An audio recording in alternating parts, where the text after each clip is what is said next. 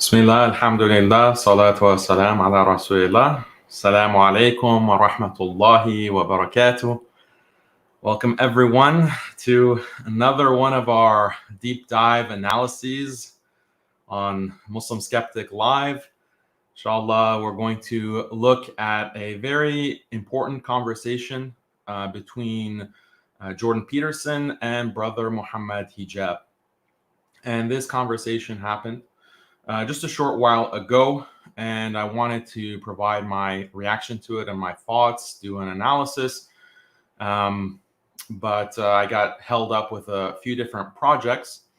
But now I had the chance to kind of look and think about issues discussed in this discussion, and I think that it's good to analyze what was said and draw some insights overall.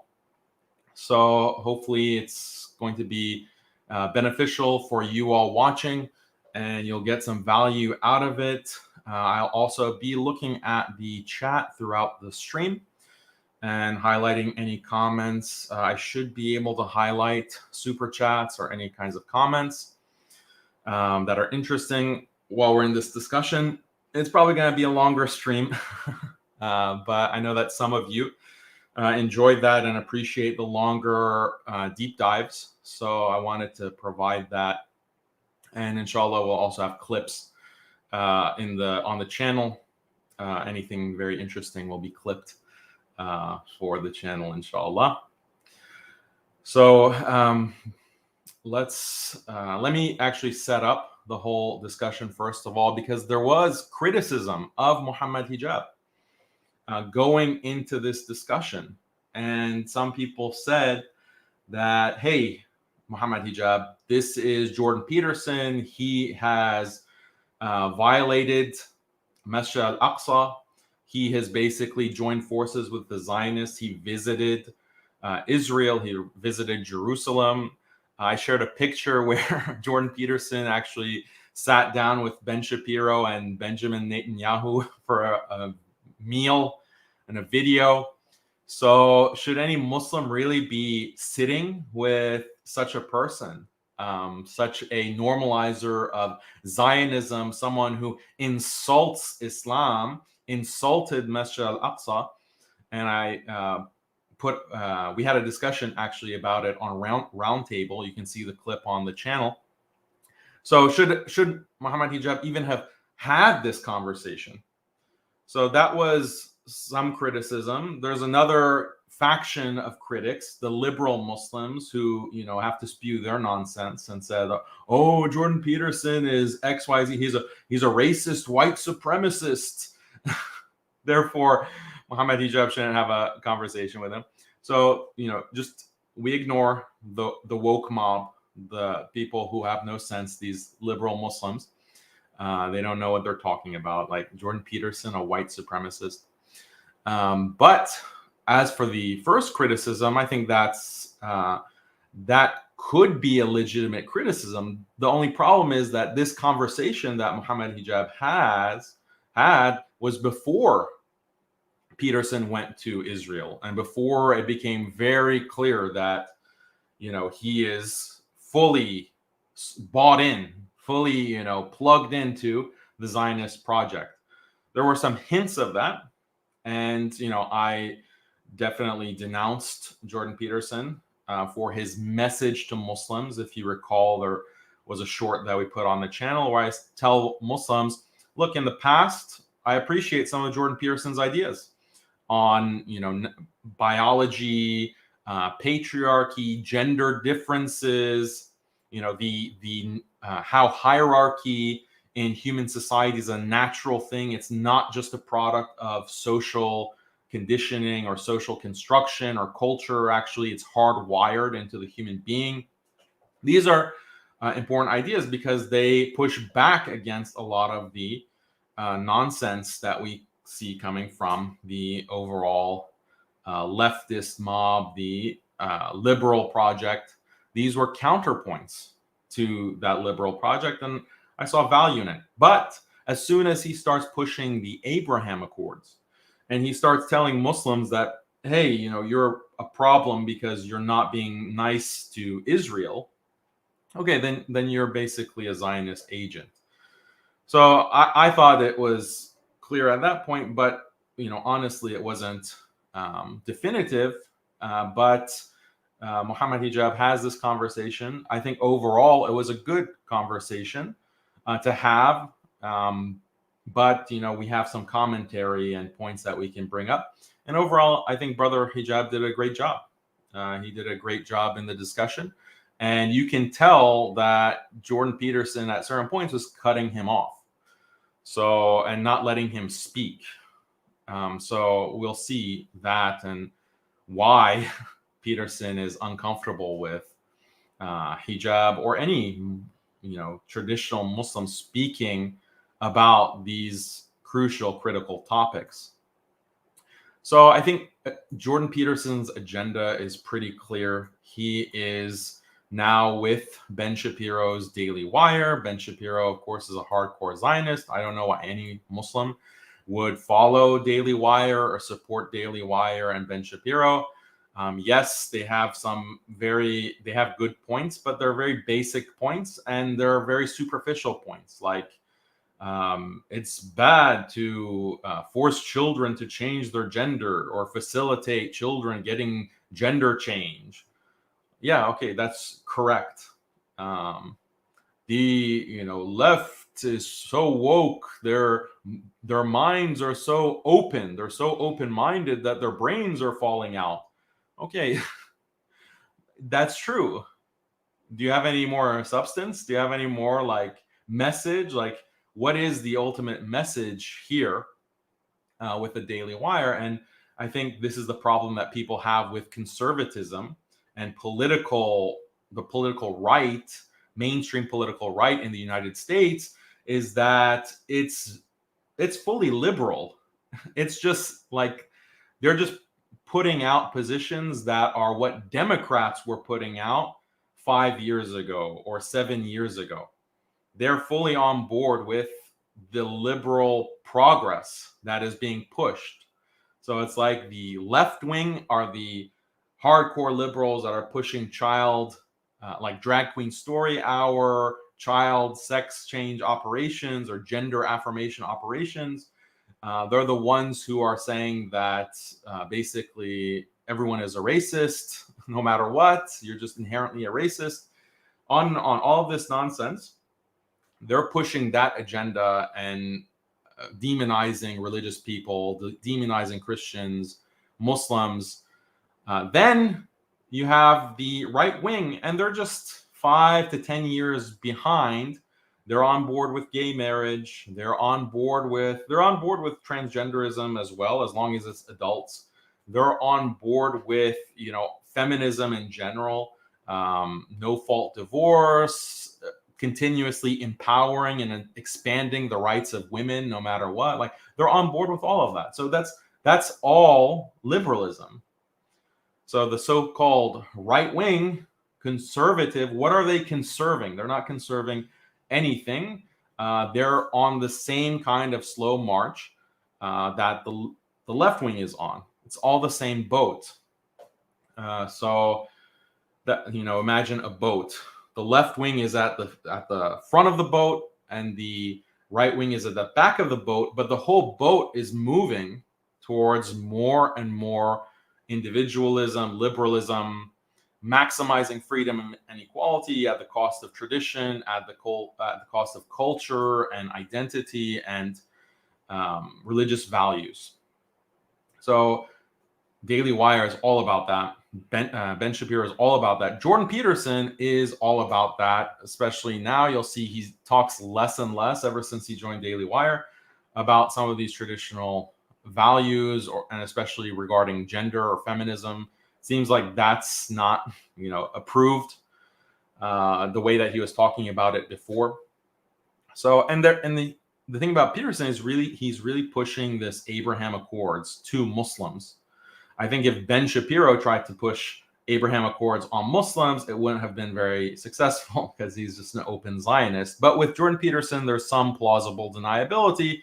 He had this kind of Muslim fan base.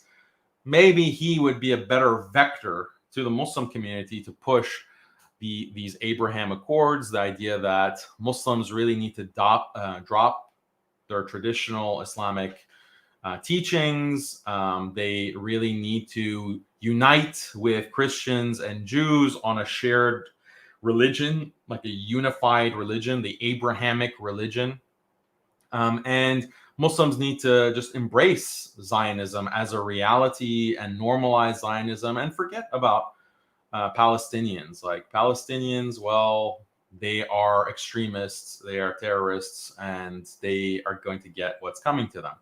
That's basically the underlying message of the Abraham Accords, and Jordan Peterson has supported the Abraham Accords on many occasions, including in that infamous video, that insulting video message to Muslims.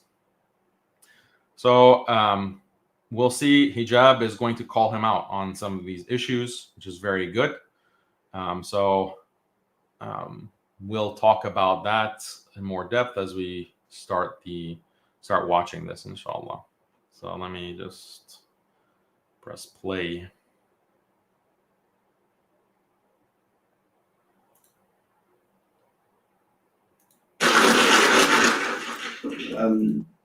So Islam sounds very boring and not polite at all. I want to get the other room. I do like to do that. And there's been a recent video that you put up, a message to the Muslims. And before I say this, I do want to speak about the important topics, the theological topics, and all this kind of postmodernism. That will come. I just wanted to mention this first, because for me, it's just get the other room that we can move on. Sometimes it's just replaced by a slightly smaller elephant. Well, a smaller elephant is better than nothing. Yeah. What I was going to say is that it didn't land well with a lot of the Muslim community. Yeah. And I think the reason why is that it was seen as condescending. It was seen as kind of patronizing. What was your intention of this video? To start a dialogue stupidly and badly, because that's how you have to start. Cop out. We talked already about the idea of tolerance, and I'm actually not here to be tolerant, because tolerance sort of presumes that I know what I'm doing and you guys don't, but I'll put up with you anyways. And see, I don't actually think I know what I'm doing exactly, and so I think, well, you might have something to teach me, and so it's not so much tolerance as, I would say, hopefully something approximating an expression of reasonable humility, which is, well, first of all, we occupy the same. Some people hearing an echo. So let me just wear some headphones and hopefully that will solve the issue. Yeah, the software, I don't know why audio is so difficult. StreamYard, it's a professional software, so. Let me see if this is better.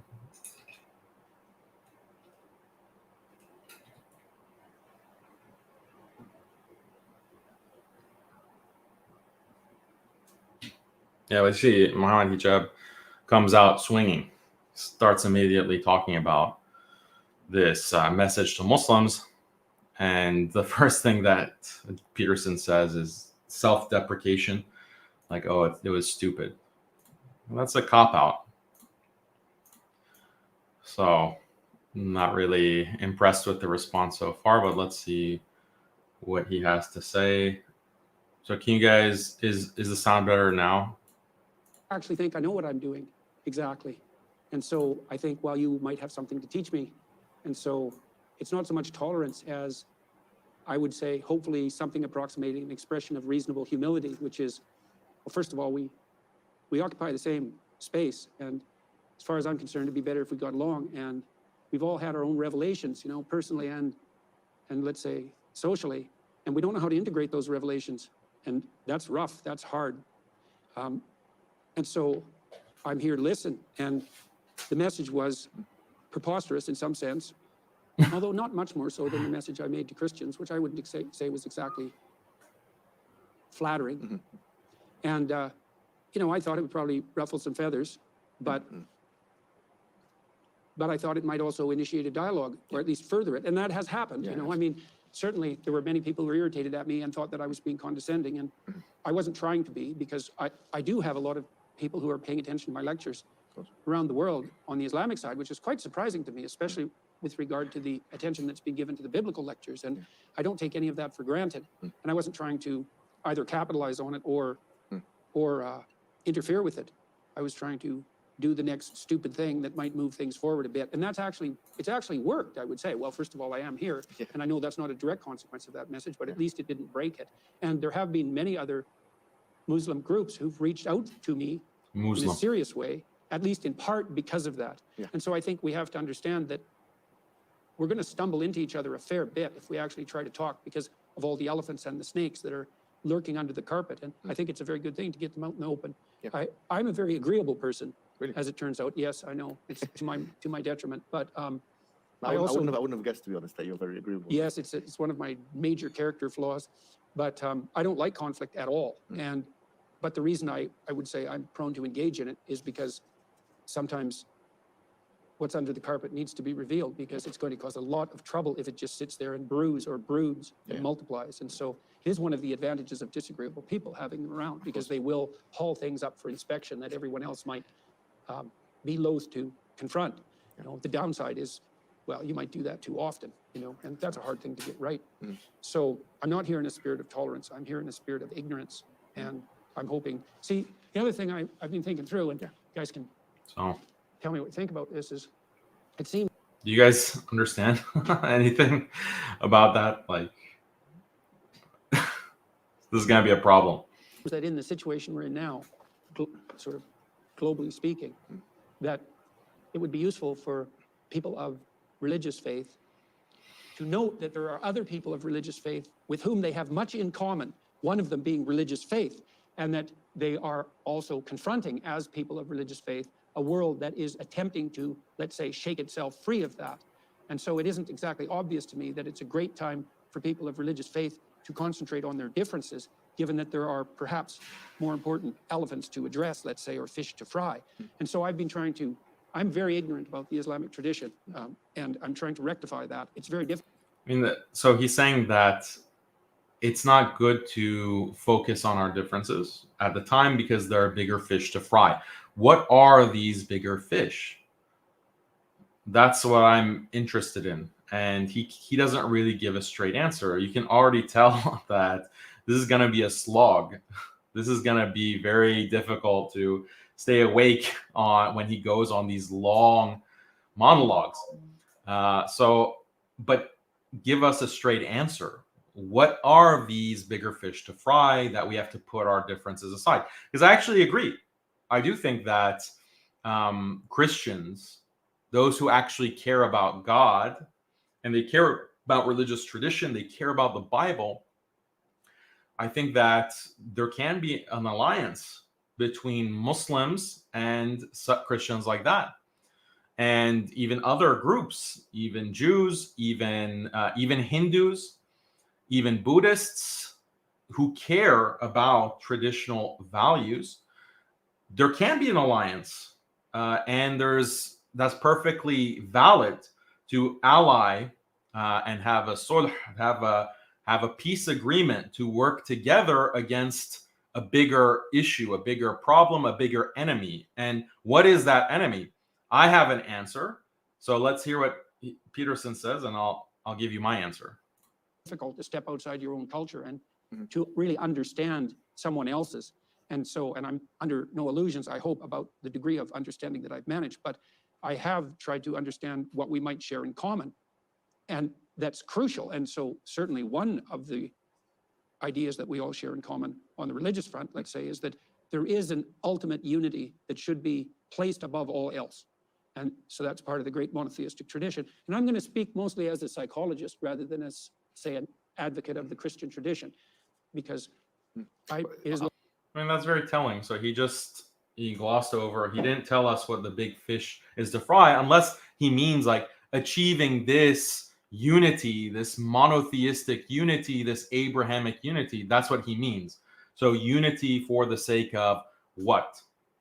My answer is that the bigger fish to fry is the liberal project, is the liberalization, the secularization of the world, which is destroying human life, basically, in every aspect of human life is being destroyed by liberalism, this philosophical liberalism, this endless pursuit of maximizing freedom, maximizing equality, transforming the human being transhumanism in order to achieve maximum freedom and equality and choice, autonomy.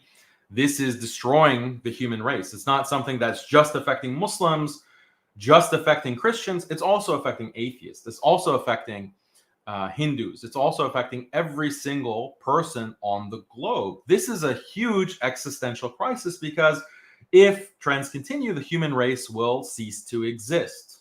And this is something that is being driven by technology, driven by industrial society, as some philosophers would put it. This is the existential threat. So, okay, we have our differences. We're not going to compromise on the differences between Islam and Christianity and Judaism and Hinduism. But we have to recognize that this is threatening all of us, all of our religions. What unfortunately has happened is that the leadership of many of these religions, and some of the leadership even in Islam, in the Muslim community, they have sold out and they have adopted this liberalism, and they've joined, this ship, as I described it, this ship that's sailing with the left wing and the right wing. And then you have these liberal Christians, liberal Jews, liberal Muslims, liberal Hindus. They're all in that boat. And this is a boat to, doom. This is a boat that's going to fall off the edge. So those people, those who have liberalized and still claim to be religious, they are a tool or a vector, as I mentioned earlier, to transform the rest of the believing Muslims, to transform the Christians, the Jews, and the Hindus to adopt this liberal project. Because naturally, humans don't like liberalism.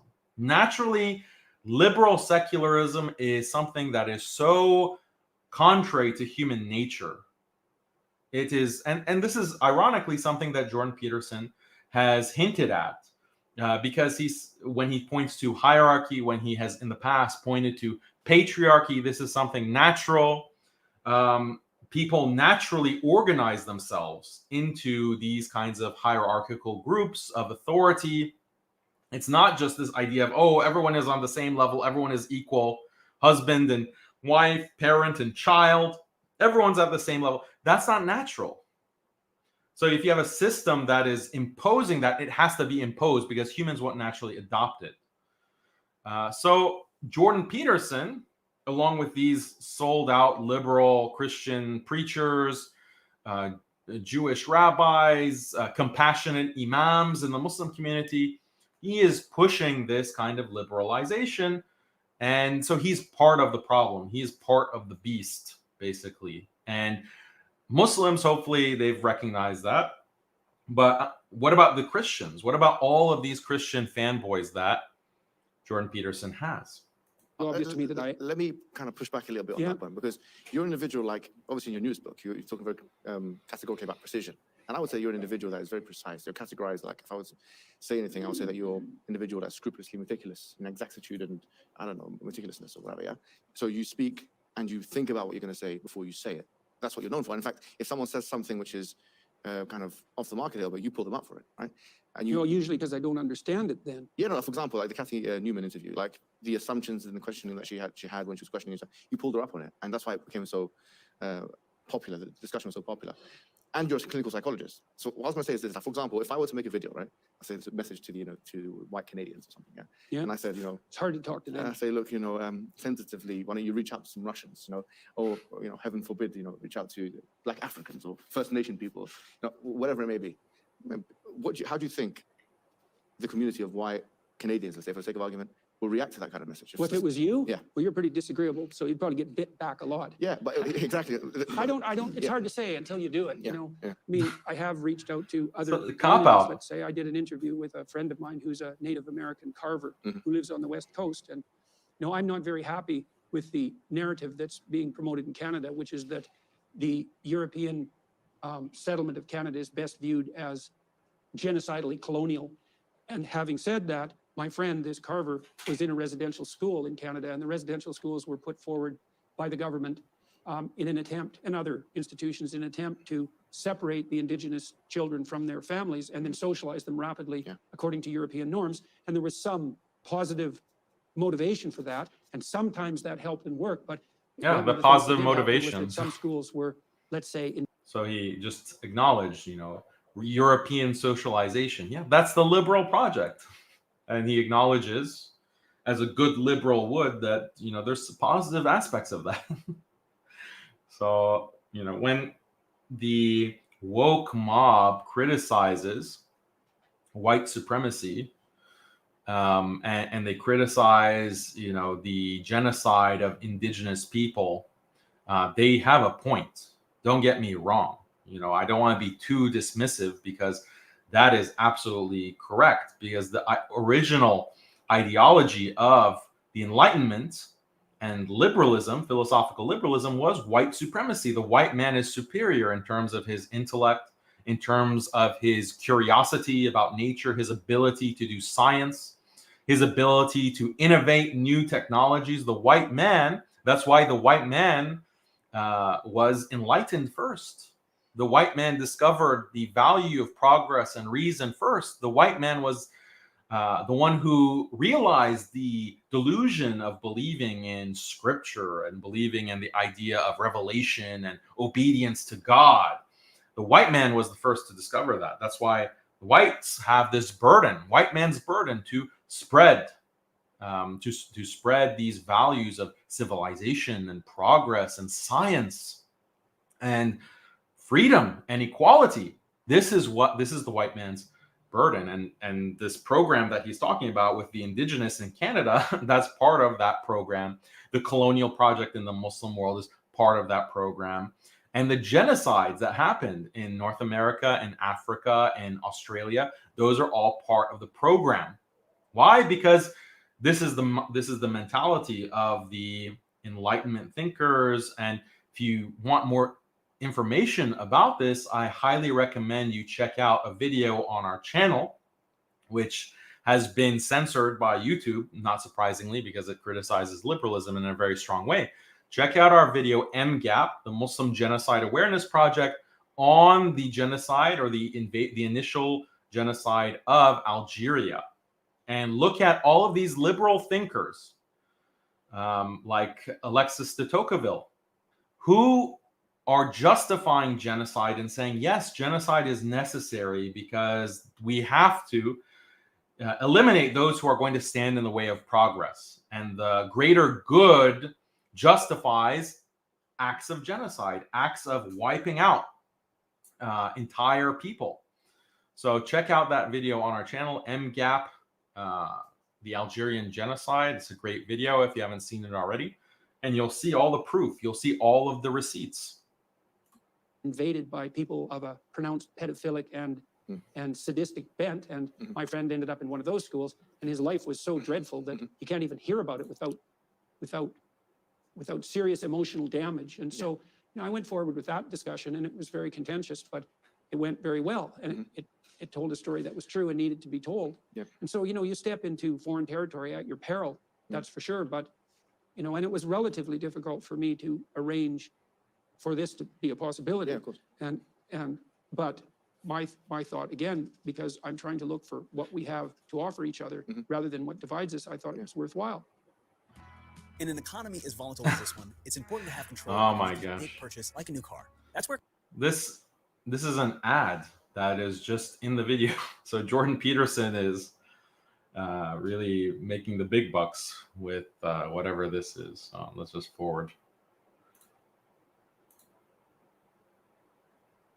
And I also push back on the point that this is a foreign culture, because I think that Islam, and you've mentioned this in the lecture as well, that Islam has now become part of, like, you know, Western culture. Yeah, well, that's the open question. As we noted in the introductory remarks, it's like, well, is Islam part of the West? We're kind of having the same discussion about Russia in some real sense. And that's really going well at the moment.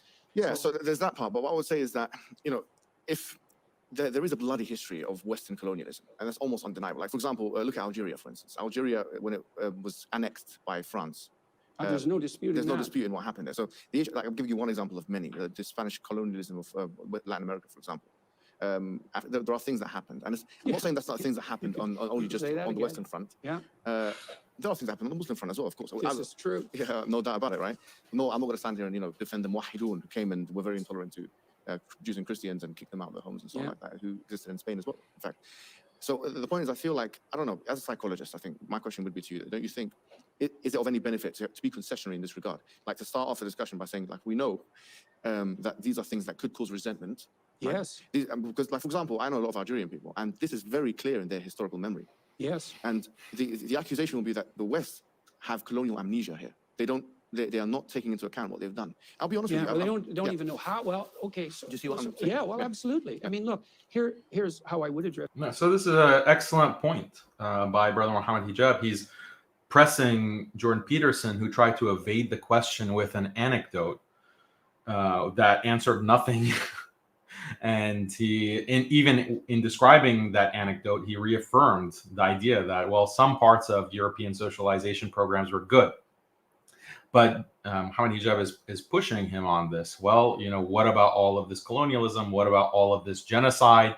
Look at what's happened in Algeria. How can you stand by it? It seems like you're suffering from amnesia. The reality, though, is that if he acknowledges it and the true nature of it, it kind of undermines the whole project. It undermines, obviously, it undermines Western superiority. It undermines the liberal tradition or the liberal ideology that he's promoting, and it causes complete cognitive dissonance for these liberals.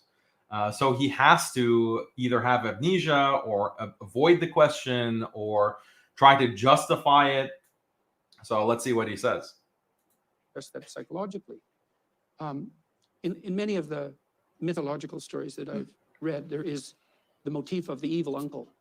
And so, for example, in the ancient Egyptian cosmology, there were four deities, four central deities, although a host of associated deities. And one of them was Osiris, who was the deity of the state. That might be a good way of thinking about it. And he had an evil brother, Seth, who was always conspiring in the background to overthrow the state and to establish his own rule, say, based on power. And the Egyptians, this is thousands of years ago, had figured out by that point, because their society was quite large, that there was something in the social structure itself that posed a threat to the structure, and that was the tendency for the structure and its leaders to become willfully blind and for conspiratorial powers or patterns that would use resentment and the desire for power to overthrow that. And they thought of Osiris as willfully blind and Seth as an eternal danger, and that's true. And then, but there's another element to the evil uncle too, which is that in some real sense, and it's a very difficult thing to sort through morally, all of us walk on blood-soaked ground because human history is, in some regards, a nightmarish catastrophe. And some of that's just because life was so difficult, but it's also because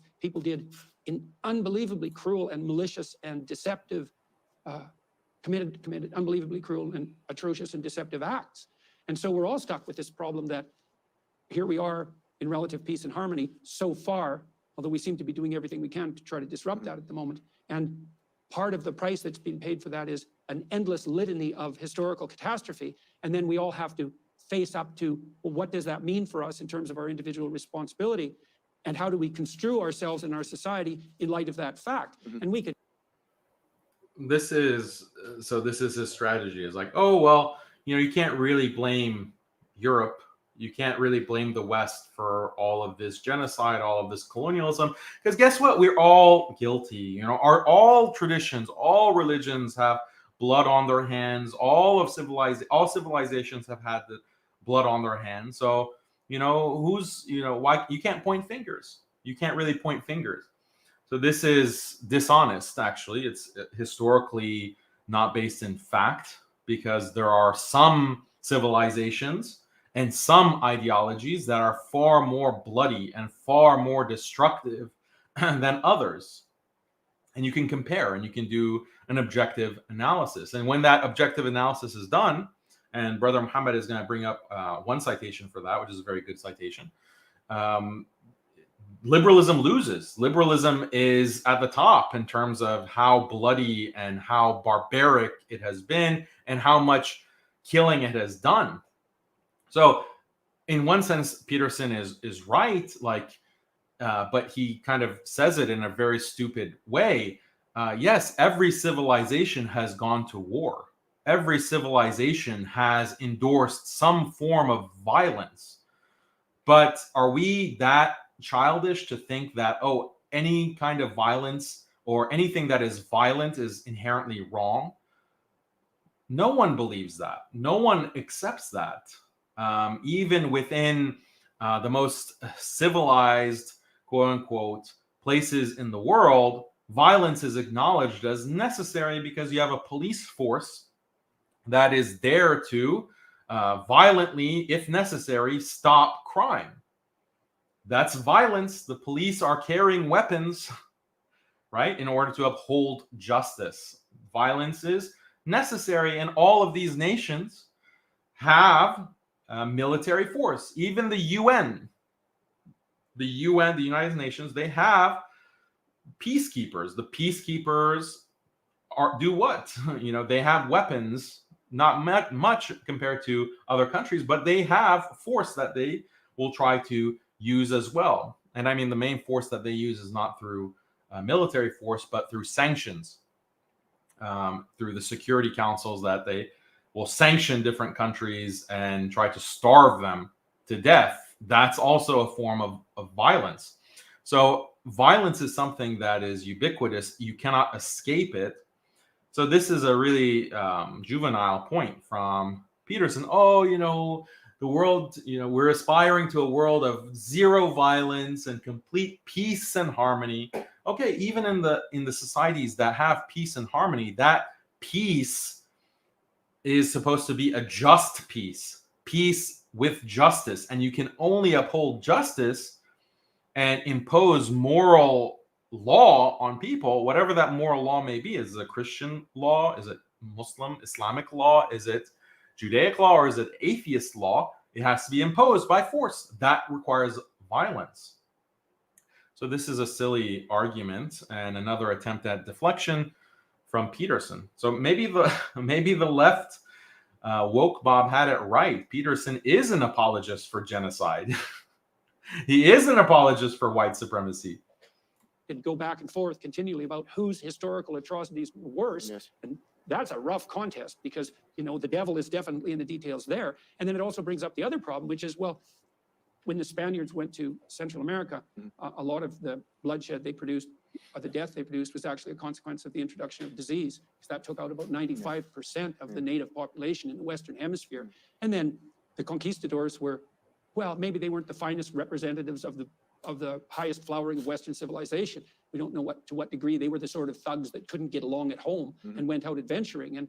And even if I say attempted to take full responsibility for that, I'm not sure what it would mean, because I suspect I have a lot more in common with you people in the modern world than I do with Spanish conquistadors from 300 years ago. Now, I'm not saying I bear no responsibility for the bloodshed of the past, confession. but I would say we all bear that responsibility, and that's something, I would say that's something like the conception of original sin. Yeah, and that's the point of difference. To be honest, I would disagree with that point. Like, as a Muslim, there is a verse in the Quran that says, وَلَا تَزِرُ وَازِرَةٌ وِزْرَ أُخْرَى, that one soul should not bear the responsibility of someone else's actions. Yeah, well, that's the other ethical complication. It's like, can you call me out in relationship to the atrocity of the past? Of course not. But it's complicated, right? Because everything is so complicated. And I don't mean you personally, but we can say things like, well, the West is not bearing sufficient responsibility for its colonial past. And so at some level, that kind of devolves down to the individual. So let me kind of rephrase it then. I think that's more of a left-wing criticism. It's like, it's reparations and affirmative action programs. I'm not advocating any of that, and nor do I even believe in any of that, to be honest with you. Nor me. Yeah, so what I was putting as an alternative to that is that there is this kind of, I would call this maybe an Orientalist, a new Orientalist narrative, which states that Islam is incapable of X, Y, Z. Call it tolerance, call it whatever it is. And look at what's happened in Islamic history. You've got all of these deaths and you've got all of these kinds of things that are happening comparative to what we have in the West. And what we're saying is that let's look at what you have in the West, because liberalism was an ideology that was started in the 17th century. Really it was crystallized, with John Locke and all these kind of things then. And after liberalism was established, in fact, the Constitution and the documents of the Founding Fathers and stuff like that were based on the liberal secular principles. Even after that, you had Napoleonic Wars. Even after that, you had colonialism continue. You had slavery continue until 1867, whatever it was, the American Civil War ended. So what we're saying is that this picture of history, that the West is best, basically, this idea, because our ideology can fix all problems, it's not reasonable when you look at the historical records. I mean, one scholar called Naveed Sheikh actually done a piece. It's called Body Count, and he was counting the amount of people that died in each civilization. And he put the Western civilization as the highest. And because you have things like World War I and World War II, and these things were, World War I and World War II were nationalistic conquests. They were not religiously inspired. Well, you can argue to what extent were World War I and World War II religiously inspired, but certainly Islam was not a main feature of the 30 million people that died in World War I, or however many people died in World War II. So the point is that we're saying is that, and obviously you've got concepts in the West like manifest destiny, and which I think every single president of the United States of America believed in, westward expansion, these kinds of things. The point is that it's a proposition that the ideology of the West can fix our problems. This is what we have an issue with, because what we're saying is that if everywhere, any way that you slice it, Western civilization has been the most bloody. There are different ways that you can analyze that. If you mean, okay, modern Enlightenment, liberal values, and the pursuit of freedom and equality and civilizing, the civilizing mission. So all of this kind of ideology, post-Enlightenment, we're talking about the 19th century and the 20th century, and now you have neo-colonialism, neo-imperialism through this human rights project, which is a continuation of this civilizing mission, except instead of talking about civilizing countries, they talk about developing countries. We want to develop, the developing world. We have to develop the Muslim world. We have to develop Africa.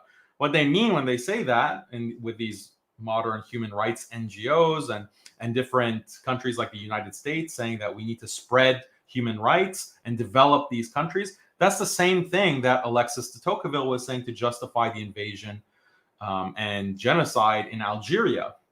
This is the same thing that figures like John Stuart Mill. John Stuart Mill was a colonial administrator in India. So all of these liberal thinkers, they have this kind of idea, this mandate of spreading freedom and equality to the entire globe. And that body count, as Mohammed Hijab mentions, is quite huge. Just look at North America. Just look at the liquidation of the Native American population. Look at Canada and so forth.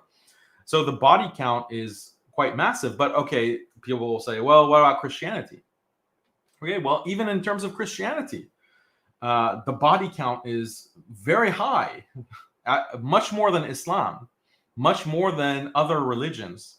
Christian history was also extremely bloody. So if by Western civilization you want to disassociate from, okay, fine, we reject the Enlightenment values, we disavow communism, even though communism is a liberal ideology. Communism is about freedom, people's freedom, economic freedom, and their autonomy.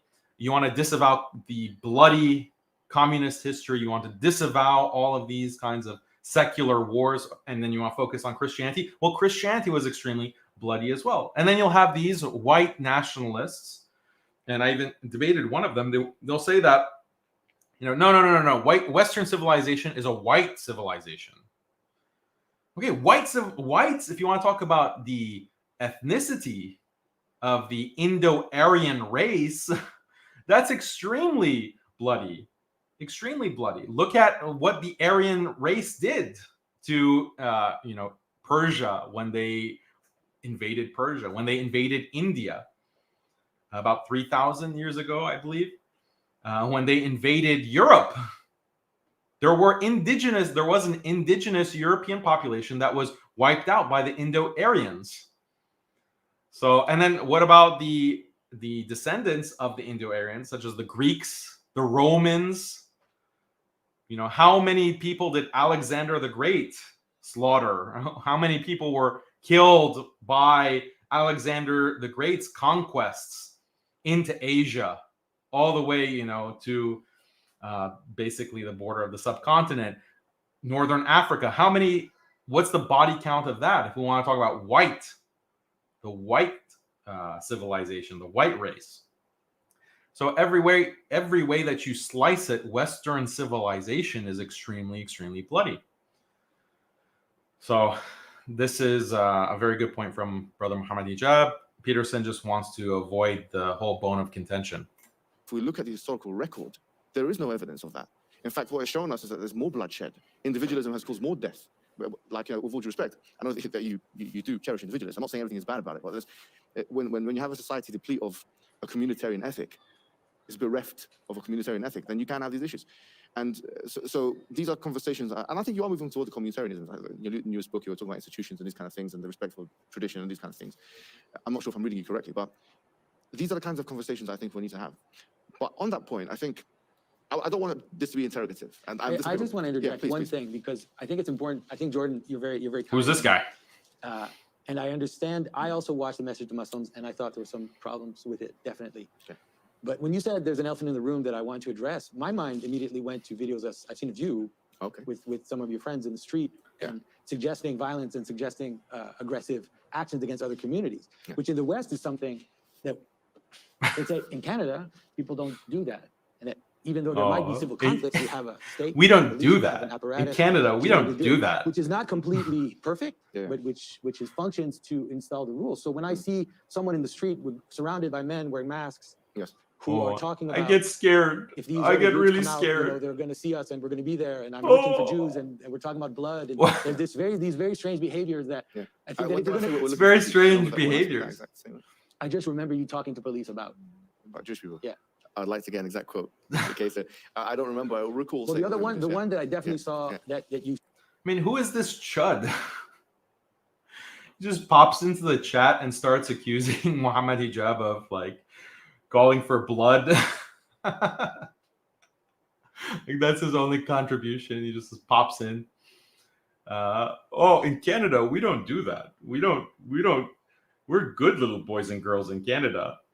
Like, what is the point of this? Like, it's very rude, actually. The conversation wasn't about this topic, and he just wants to, raise this point. Why? So that his friends won't accuse him of sitting with one of those extremists and criticize him for sitting with an extremist. So he has to make sure to bring up the point that, hey, you said some mean things. It's unacceptable. We Canadians, we do not accept that. So I'm getting a lot of simp energy from this guy. And yeah, it's just inappropriate. Like, you're sitting there, you're like an ornament the whole time like this. We're almost half an hour into this conversation. And hey guys, let's talk about the violence. Let's talk about this really aggressive Muslim who is threatening minorities. And clearly Mohammed Hijab handles it well and tells them, okay, you're mischaracterizing me. You're mischaracterizing my statements. You spoke for quite a while. It was relating to some issues with Hindu. Right, so what happened recently? I don't want to. Yeah, go I think the reason why it's important. The reason why it's important is that I'm a Christian, very much a Christian. I have many problems with modern Western culture. Yeah. Right? Oh, I'm sure you do. But we are in the West. Okay. Right, and you are in the West. Yeah, and I am a Westerner. Right, and you live in the West, and so. And I'm British. Yes. Just like you are Canadian. Yeah. Exactly. Yes. And so to me, the elephant in the room is that's part of the elephant in the room. There are many people who told Jordan not to come here because of those videos. Okay, well, there's a lot of people that told me not to have this conversation with Jordan because of some of his videos. Yeah. Good response. People don't want to have difficult Good conversations. response. What I'm saying with Jordan is that what makes him gallant and brave is that despite those voices that are the voices of disunity, because he's been cancelled more times than I have, despite the fact that he's been cancelled in Cambridge University or whatever, I don't care about all these institutions. With all due respect, I know this man is a person of influence. And in my estimation, I see him as... Like what Mohammed Hijab brought up the point, like, Jordan Peterson, I'm saying here, you've had some issues with drugs, with painkillers, but, I still came and sat with you. Like, it's kind of rude. Like, why would you bring that up? You wouldn't. And Mohammed Hijab didn't bring that up because he has some class. But this other guy... you could have talked about it or before the video recording, or not just interject. So I find it very off-putting, and it shows no respect. It shows no respect for the conversation. It shows no respect for the person sitting in front of you, and they're clearly sitting in a masjid. So you could address the issue in a less accusatory way, and go on record saying, "Oh, you violently threatened the Jews." Like, when did he say that? Like, why is that something that you just heard and you're repeating it? Like, you just want to smear Mohammed Hijab. So this is very low class, and it's he's not representing Christianity, or I think he later says he's an Orthodox Christian. He's not really representing Orthodox Christianity very well. Is one of the most, if not the most influential Western public voice. Right. So for that reason, I speak to him. And for that reason, I don't apologize to anyone for doing so. And I think in a way, he sees the same thing in me. Maybe not to the same level, but the fact that I'm half his age, he knows what's going to come in 30 years' time. So he's playing the cards right. And I think at the end of the day, my voice, my emotions, what I'm saying in the streets of London or Leicester or whatever else is how a lot of Muslim people feel. But don't forget, yes, I'm disagreeable. And I'm not, my temperament is not the temperament of the average Muslim. So you've got to differentiate between me as an individual, me, Mohammed Hijab as an individual, and Islam. You see, if you say Mohammed Hijab, you are a hypocrite, you are a bad guy, you are violent. So you know what, that's something I have to look into. Do you know what I mean? If that's your advice to me, that's something I have to look into. Well, I would also say there's no moral advantage in being a pushover either. Yes, I agree. And so these things are very hard to calibrate correctly. And so, well, and if we come at this in a spirit of mutual ignorance and with some degree of, maybe this is where tolerance is more of an issue. So, you know, we're going to have to tolerate each other's rough edges and imperfections in order to talk, even if we think that there's something useful to be gleaned. And, you know, my sense is that, well, we're called upon to separate the wheat from the chaff. And that's not so much to damn the chaff as it is to gather the wheat. And it seems to me in the biblical stories and in the Old Testament, there's an immense emphasis, strange emphasis in some real sense. It's one of the things that makes the text so remarkable on the moral stranger and foreigner.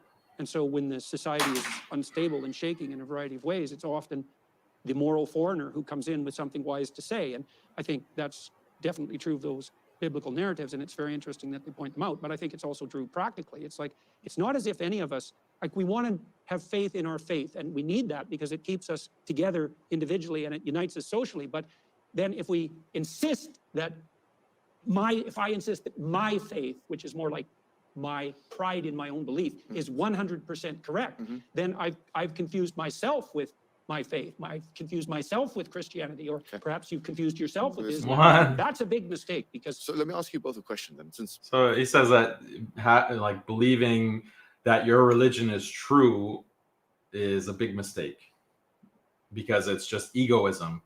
Believing in your faith is believing in yourself. So this is egotistical.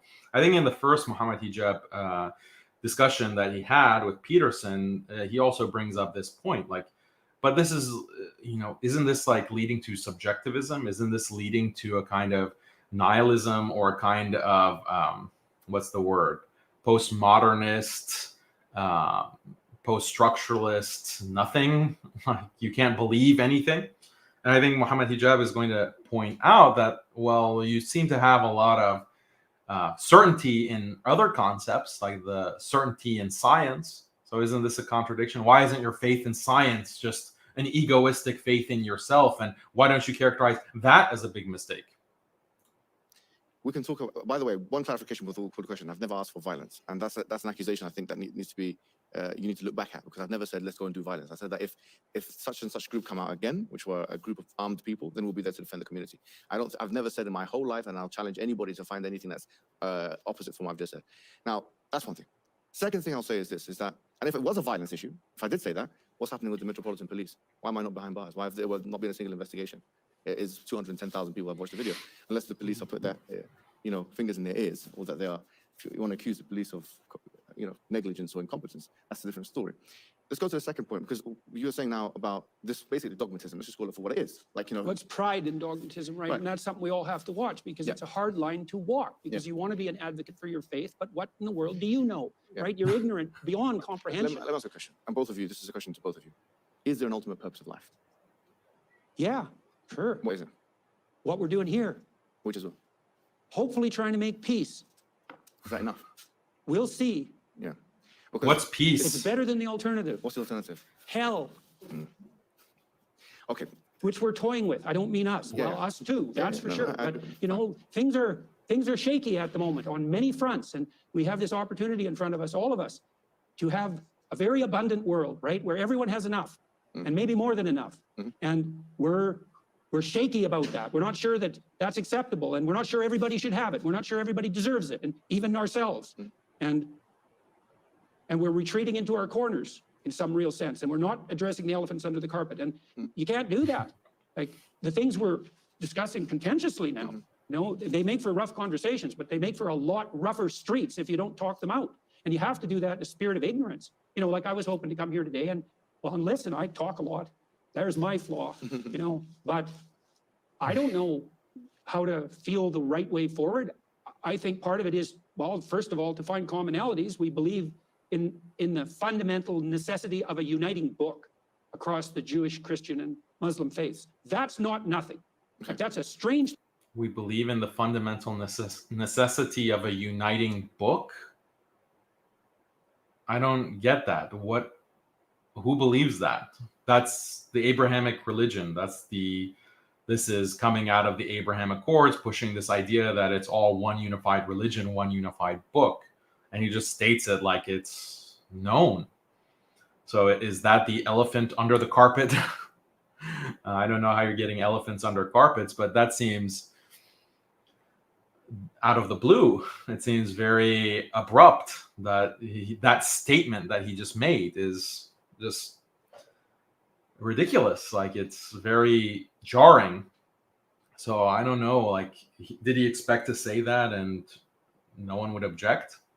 Thing to insist upon, and yet we all seem to agree. We believe in a higher and purposeful unity, the necessity of that, and then also in the necessity of putting that above all else. And we also agree that we're not very good at that.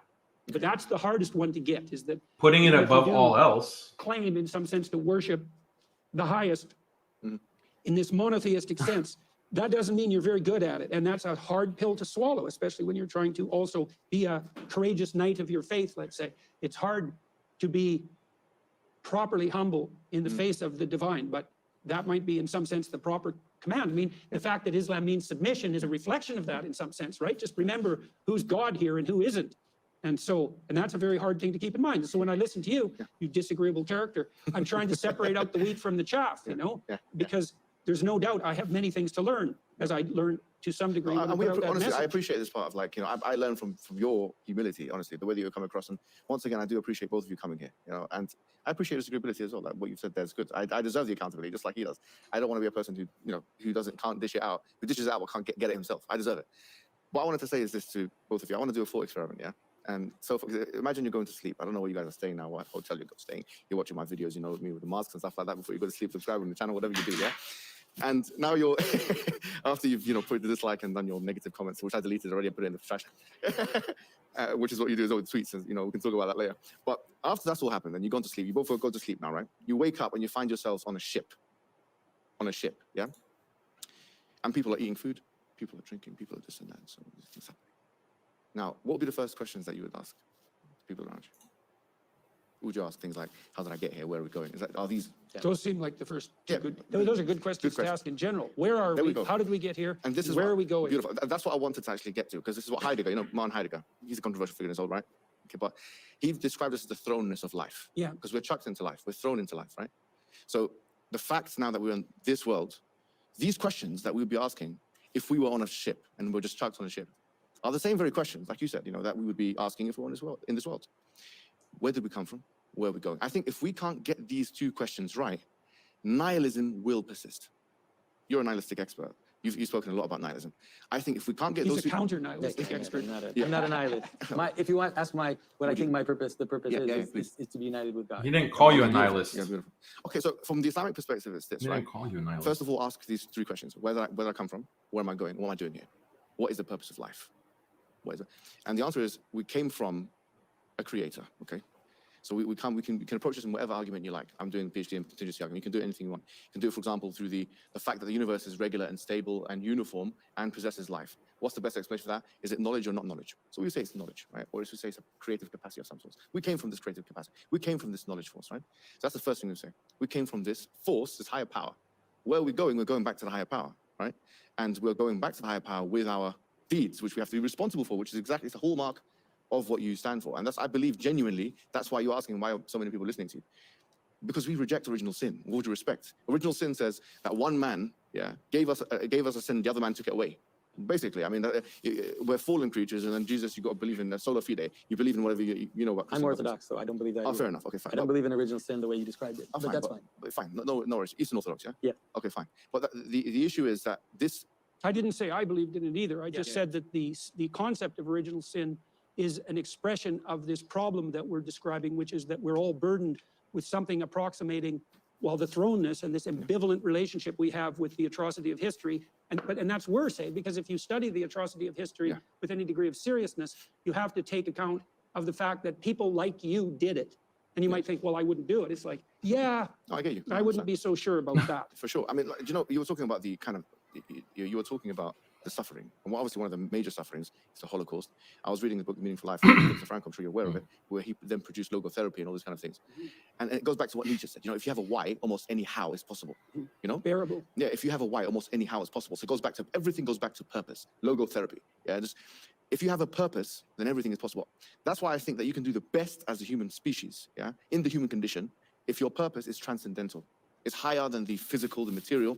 And for us, the purpose is mentioned in chapter 51, verse 19 of the Quran, which is, وَمَا خَلَقْتُ الْجِنَّ وَالْإِنسَ إِلَّا لِيَعْبُدُونِ. We have not created human beings and jinn except for that they may worship me. What is worship? It's the epitome, the higher point of submission, is the epitome of love as well. Jonathan has an interesting take on that too, that has to do with celebration, which I think is psychologically appropriate. Do you want to? So I think that I just want to put some comments here because Peterson is talking about this idea of unity. And he actually said that unity is the highest aspiration. Unity is the highest goal. So I don't know what kind of Christian he is. Like, what kind of Christian would say that? It seemed that a Christian would say that, you know, the highest truth is God. And the highest aspiration is to worship God or to attain salvation. But he doesn't say that. He's talking about unity. So this is not Christianity as I know it. But is it possible to build bridges? Is it possible to actually create this collaboration or an alliance between Muslims and Christians? I think part of the popularity of Jordan Peterson is that there is all this increasing hostility towards liberalism. And you have, you know, different factions critiquing liberalism. I think this is part of the popularity of Jordan Peterson. It's part of the popularity of someone like Andrew Tate. It's part of the popularity of Vladimir Putin, actually, or Alexander Dugin, like that Russian philosopher.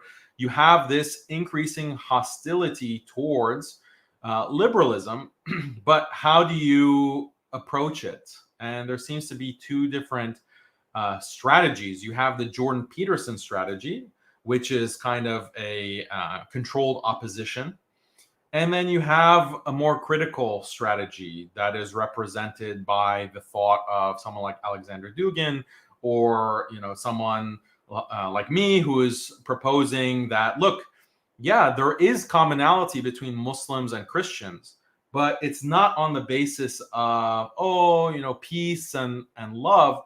The commonality is in terms of traditional values like religion, traditional values like marriage and family and culture, even valuing the human species itself. Like that's a shared basis that Muslims have with Christians. And it's something very deep and it's something very significant, like belief in God, belief in a higher power. These are the things that Mohammed Hijab is speaking to. He just, you know, gave this monologue about purpose. And what does Jordan Peterson do here and also later in the interview is he constantly is undermining that. He's saying, oh, well, I don't know. What does it mean to believe in God? Or how can you have certainty? Or how can you have faith even? Having faith is a big mistake. Being certain in your beliefs, that's a big mistake. But Christians and Muslims, they do have certainty. They do have faith in their religion. Christians are wrong, of course, but they have that certainty. Or at least they claim to have that certainty. I think in reality, they don't have the certainty. I think in reality, they're confused with a lot of their Trinitarian doctrine and their understanding of Jesus.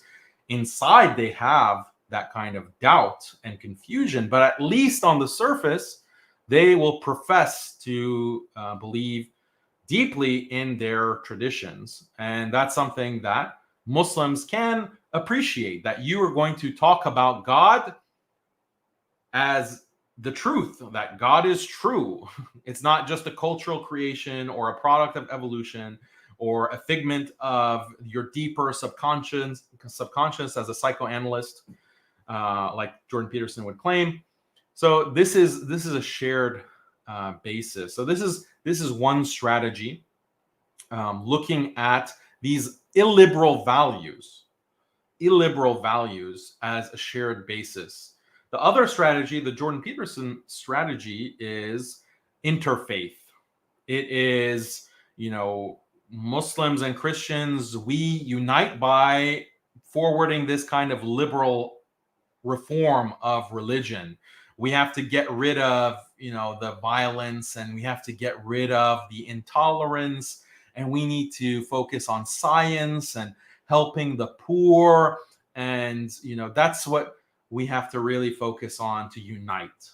So it's basically unification on a liberal program, a liberal doctrine, a liberal reform of Christianity, a liberal reform of Islam.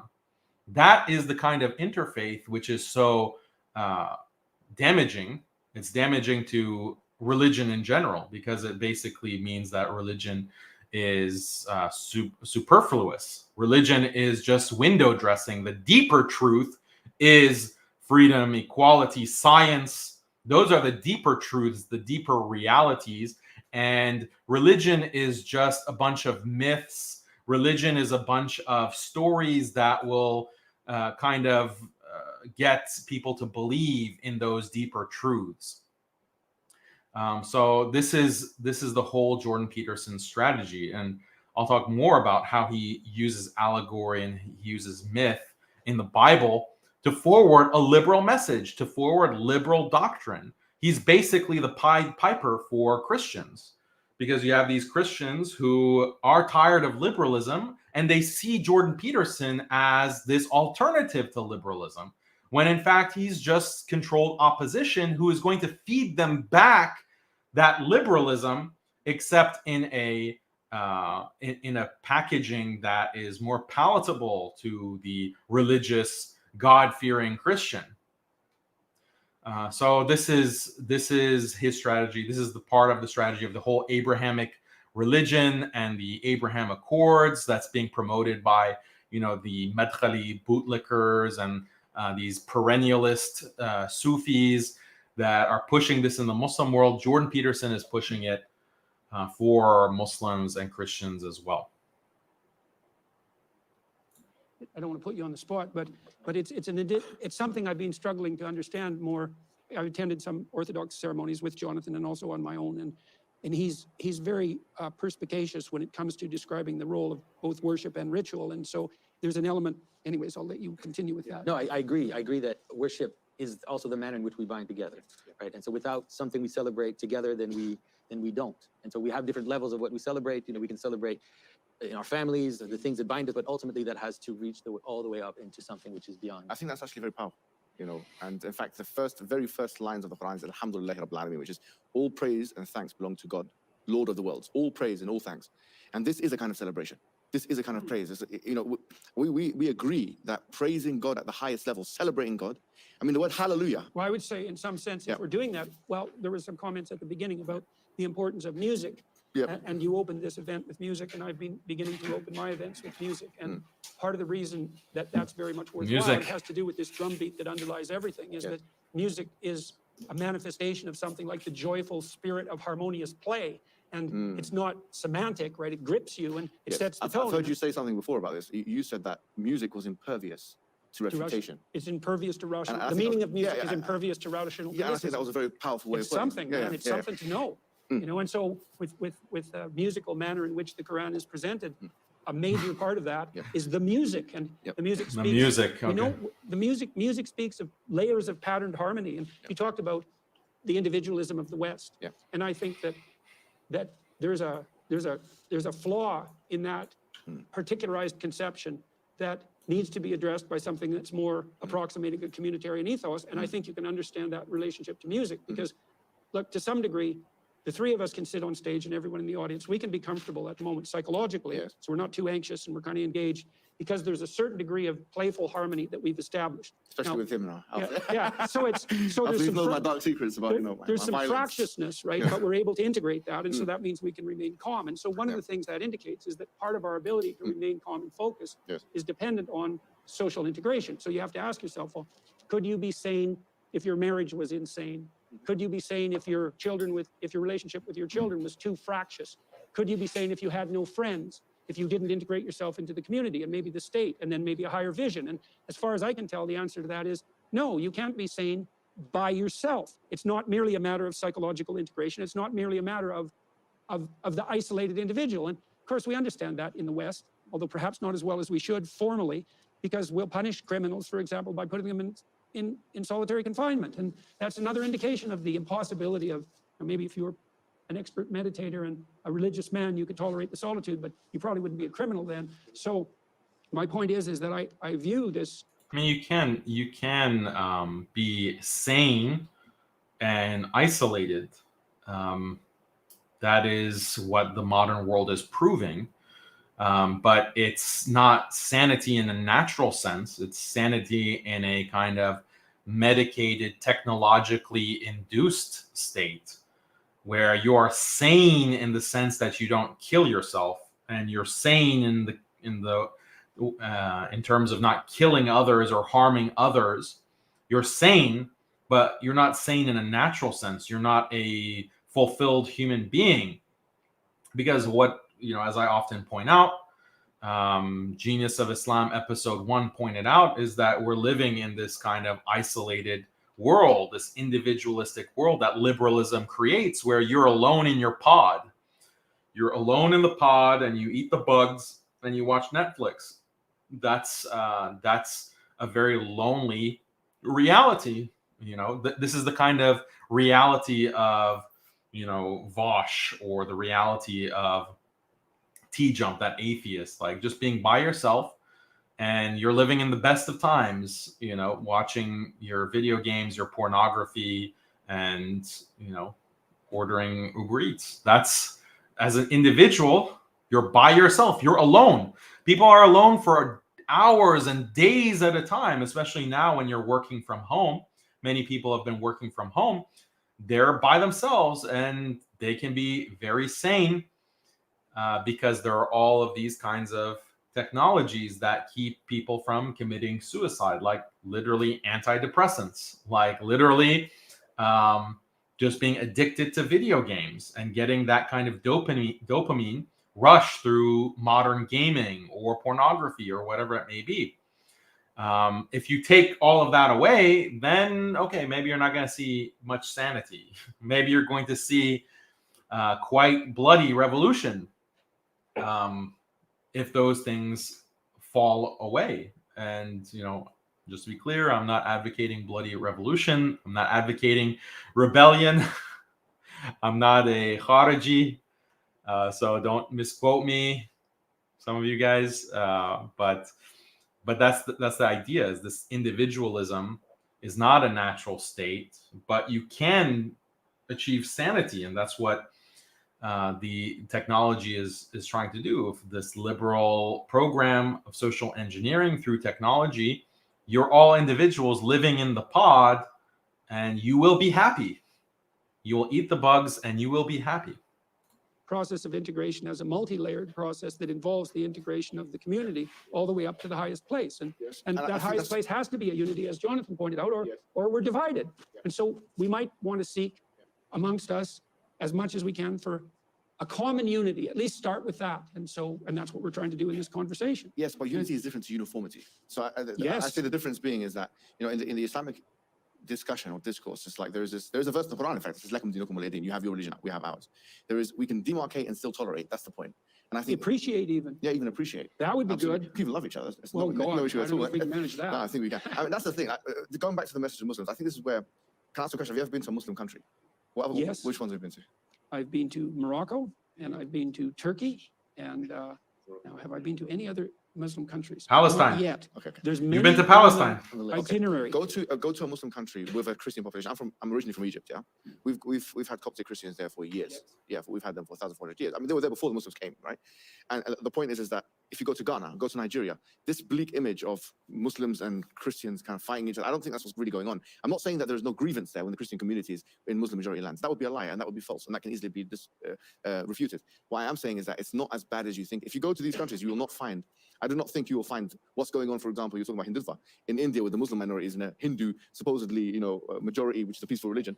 What's going on there? What's going on in China with the Muslim minority there? Or for example, may I add, like, sorry to say, but what's happening in Palestine as well. So I don't want to paint any large scale endeavor. By the way, did you notice that Peterson said he has many more Muslim countries on the itinerary? So maybe that was just a like a metaphorical itinerary, like he has future plans he would like to, or he meant it literally, like he has an itinerary, like there's a schedule. Okay, later into 2023, I'm going to be going to the UAE. I'm going to be going to Saudi. I'm going to be going to Egypt. I'm going to be going to, these countries to promote the Abraham Accords, to promote the Abrahamic religion. And this is going to be like a huge publicized events. So I think that's what he's referring to. Yeah, there are other Muslim countries on the itinerary. I got a message. I got, something to sell. Peddle this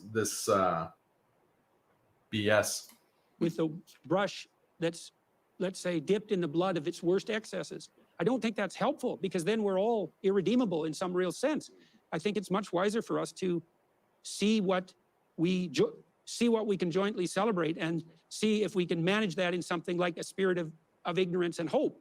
Because one of the things I learned a long time ago, it was very helpful for me as a clinician, was that if everything wasn't perfect around me all the time, it was probably, at least in part, because I was much less than I could conceivably be. And one of the things I learned from Carl Jung, who's a great thinker, was that what you need most will be found where you least want to look. And yes, well, and it's almost by definition, right? Because you can imagine that you're most likely to be most ignorant about what you're most afraid of and most contemptuous of. And so by definition, that's the last place you want to look. And if you're an advocate of a given religious faith, one of the last places you might want to look is in the wisdom of an alternative faith. I agree. So, but that's, who are you to be such a committed advocate of a faith that's so complex that there's no way that someone like you can understand it? And I mean that of your own faith. And so it's not so obvious that the stranger you think is the devil doesn't have something to say. I get you, but I once heard you quote Carl Jung, because obviously you mentioned him a lot in your books, and I learned a lot from you about Carl Jung. Yeah. That he stated that the West are technological giants but moral dwarfs. In comparison, yes. Yeah. So and that's the problem all over the world increasingly, right? Yeah, we're technological giants, but moral midgets. To some extent. But what I was going to say here is that, going back to Carl Jung here, because, for example, and going back to the issue of purpose, if we're speaking about purpose, I watched your discussion with Sam Harris, and you were speaking about your... The last one? No, there was one that you done, I don't know, it wasn't that famous. You weren't speaking to him like this. But there was one point of it which really was like, it gave me an insight into your... I don't want to be a psychologist here, right? But it gave me, maybe I dare say, it gave me an insight into your psychological state. Because Sam Harris, he said to you, he said, your conception of pragmatism, that truth is malleable or whatever. It's not one capital T truth like correspondence. Well, I said more that I don't believe that the most fundamental truth is objective in the scientific sense, and I don't think it can be. So that's not that objective truth isn't useful. So in that sense, your perspective, and you know this as well, is more epistemologically pragmatist rather than correspondence theory, right? So correspondence theory says like one truth out there. I think correspondence theories have to be nested under pragmatic theories in some real sense. You're saying the same thing as the American pragmatist said. Charles Peirce and William James. Yes, very much. So what I was going to say with that, he said, if you believe in this, it will be at your peril. And you know what you said? You responded, you retorted, you said, it has been at my peril. You said it has now. Let's focus on this, because this is actually deep. You said it has been at my peril. Why would everything's at your peril? No, but think about this for a second, because I heard your voice and these words stuck in my mind. You said it has been at my peril. Now let me submit something to you today. Could it be that it's at your peril because if you don't believe in truth with a capital T in the correspondence theory sense, that there is a God, and that's a true statement, just like 2 + 2 = 4 is a true statement, just like the geocentric model, the heliocentric model is a true statement. In that sense, there is a God out there, and he created the world, he created you, he's sustaining the universe, he is maintaining the universe. There is a true statement, and that is in a correspondence theory sense. If you don't have that level of certainty, then you will end up being in existential angst, and you will end up being depressed, because that's what the Quran says. The Quran says, وَمَنْ أَعْرَضَ عَنْ ذِكْرِي فَإِنَّ لَهُ مَعِيشَةً ضَنْكًا. Whoever swerves away from my remembrance will have a depressed life. So for us, I think almost by definition, when you veer from a path oriented towards the highest unity, that you fall apart. It's by definition. I don't highest know unity. What that means specifically with regards to a correspondence theory, because the correspondence theorists tend to be more oriented towards a materialist viewpoint, and that doesn't seem to me to work out very well when discussing something like God. Do I think that we strive towards a higher unity, that unity is real and that it's necessary? No, but Yes. there's no contradiction in having correspondence theory in dualism or idealism. It doesn't have to be materialism, because that would indicate the truthhood of empiricism. Well, I would say then my answer to that is that I try to act as if that's true. Mm. And I think I say That's I act pragmatic. as if it's true because I'm not in a position to make any final judgments in some real sense, but I am in a position to stake my life on certain faith-based propositions. That's what you can do. That doesn't mean you're right, but that's what you have at your disposal. And so I am trying to do that, to feel the proper way forward in this spirit of, let's say, playful unity, Yes. and to put that above all else, which Yes. is partly why I also But said that I did let it me at my retort. peril. The thing is, what I would say is that if you take the proposition is- that truth is utility, What is this worship of unity? Like, it's the highest truth. You have to have a path to unity, the highest unity. What does he mean by unity? Like, this is confusing because he's not clear. He hasn't defined what this means, because it sounds very metaphysical, but then it's like he's talking about unity between different religious groups. So this is the highest goal. This is the highest, like, this is just very bizarre. And it's like he's created this entire metaphysic about Judeo-Christian Islamic relations. Like, this has become something that is metaphysical or has this kind of metaphysical significance. And it's bizarre because he also says that it's pragmatic, or he's a pragmatist. He wants to be pragmatic about actual Christian beliefs, and he wants Muslims to be pragmatic about their Muslim beliefs. But you see, the idea with pragmatism is that it means being practical, that you are going to put aside these beliefs if they get in the way of other goals. Like, this is a kind of a move. Like, if you look at think of a game of chess, you want to think a few moves ahead, characterizing religious belief, and in fact your deepest values, like the value of marriage, which he kind of hand waved earlier, or the value of tradition, the value of culture, the value of childhood, any kind of value that you have, the value of truth. You say no, these are all practical, they're only beneficial, or we only follow these values in pursuit of a higher goal, and that higher goal is unity. Or in the case of these liberals, you're only practicing these things as far as they're convenient and they lead to further autonomy, because autonomy and freedom, that's the highest goal.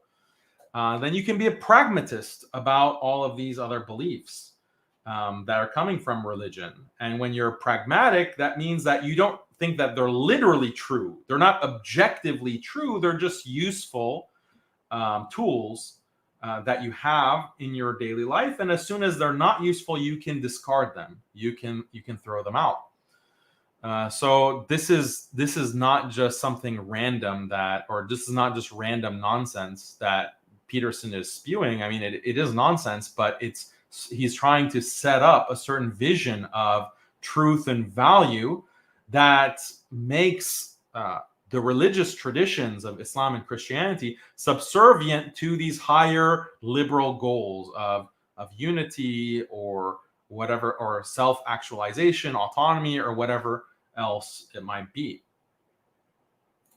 yeah, and what is useful is that which is true. That's basically the American pragmatist stance. If you take that, Well, it's not exactly. Yeah. Not exactly. Go on. Well, I that's think what Charles Peirce said almost by word. I know. Yeah. The pragmatists are more like engineers, which is, well, you can't build a perfect bridge, because what do you know? You can't build anything perfect, but you can build a bridge that's a bridge insofar as it will stand up and allow you to walk across it for 400 years. Mhm. And then the notion there is, well, it's not perfect. It doesn't correspond precisely to the ultimate nature of reality, let's say, but it's good enough to move you from point A to point B.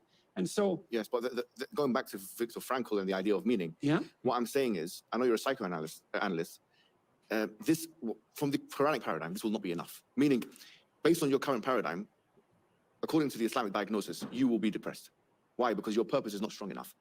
you see the point? Yes, well, that's probably So, true. I know that sounds a bit intrusive, so I do apologize for that. But I want No, to. I don't think it is intrusive, I wanna- because I yeah, think I'm if you impolite. deviate from Yeah, yeah. from that orientation towards unity, then Yes. I know this from a psychological perspective. If you deviate from orientation toward the highest unity, which you might think about as the highest goal, Yes. two things happen. One is you experience less positive emotion, so joy and enthusiasm and engagement, because positive emotion is experienced in relation to a goal, not as a consequence of achieving it. Yes. So if you're pursuing the highest goal, Yes. then you're celebrating most intently. And then if the goal you're pursuing isn't unified, then it's multiplicitous, and Yes. then you're confused and anxious and unstable and Yes, depressed. So exactly. I would say Now, that's true by definition. What I was reading recently, I've read all your books, and I even read some of your peer-reviewed work. And I So don't when know if that was going coherent. to speak to you, then I said, you know, I'm going to do my homework. Yeah.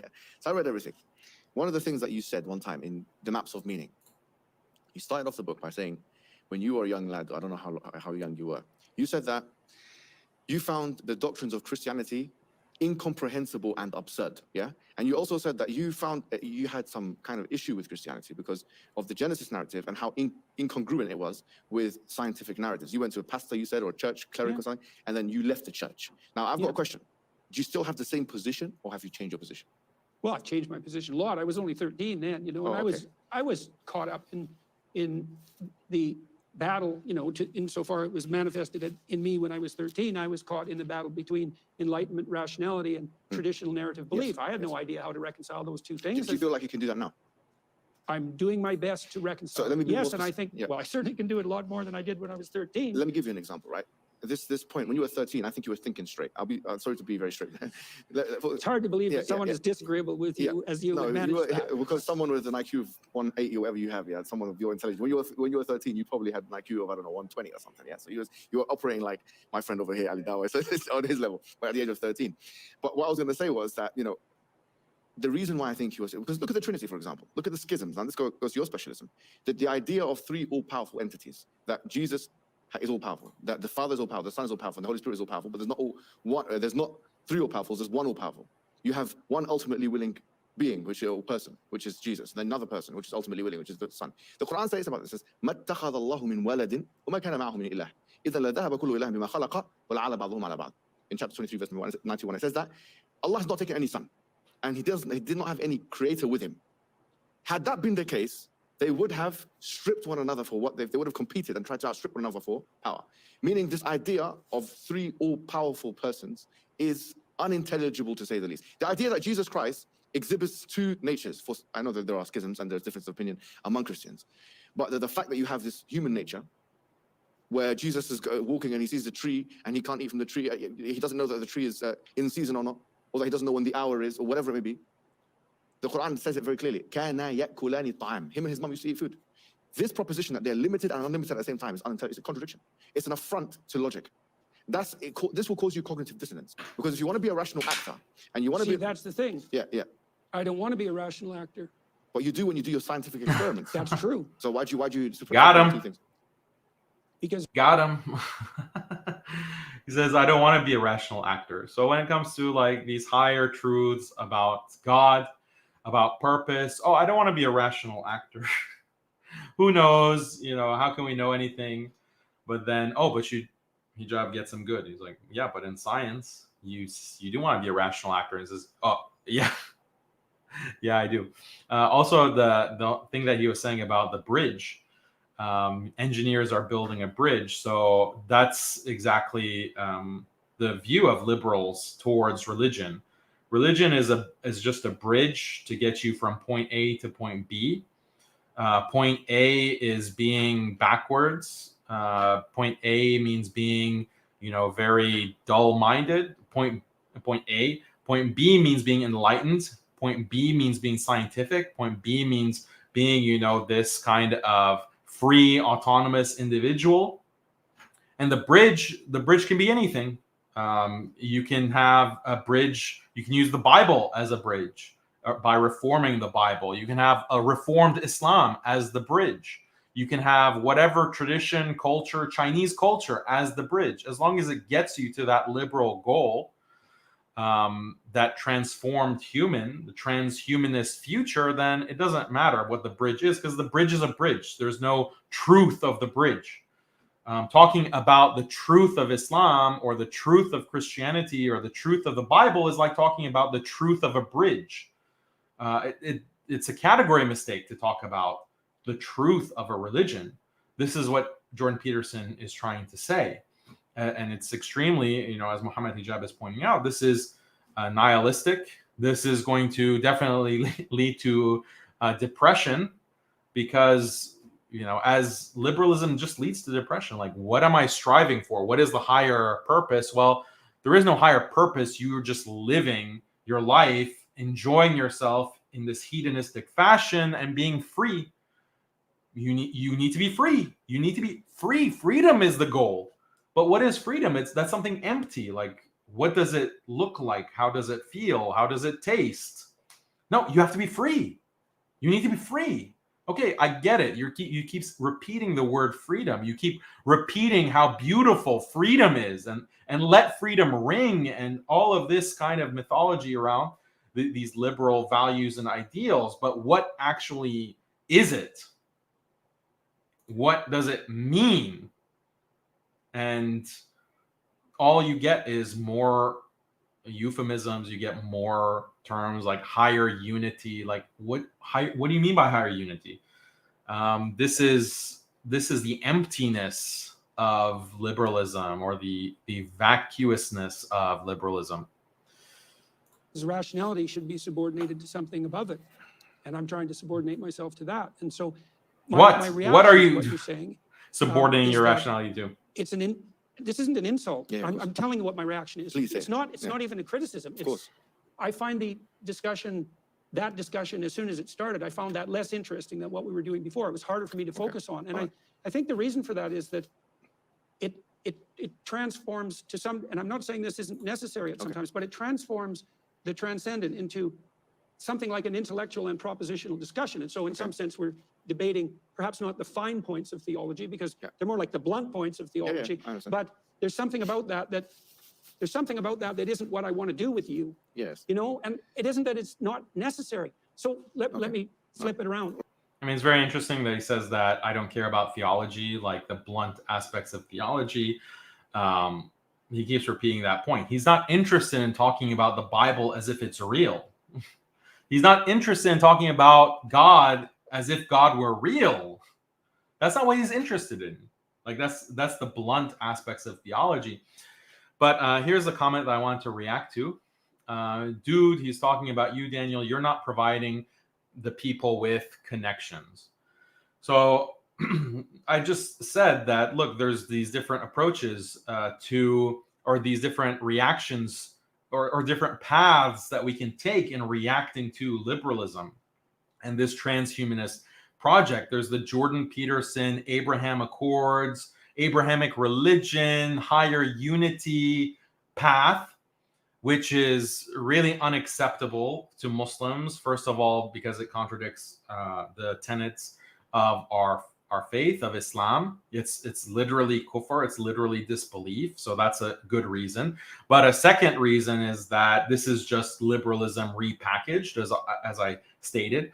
So we reject that interfaith model. But then there is this other basis for a alliance. And I do think I actually reach out to Christians. I've done it multiple times on this channel. I've even reached out to Jews, even Zionists, and they've interviewed me. They've tried to debate me. But I reach out and I say, look, there is this kind of alliance that can form. It's not an alliance based on peace and tolerance, and let's just forget the differences exist in our beliefs. No, that's the liberal model, a reformed religious model of interfaith. No, there is a foundation that we can have for a Muslim-Christian alliance, because Islam and Christianity have similarities in terms of theological teachings and moral teachings, and also because of the challenges that we face from liberalism. So these are similarities. So I can list them for you. Christians and Muslims, we believe in God, okay? And we also believe in Jesus.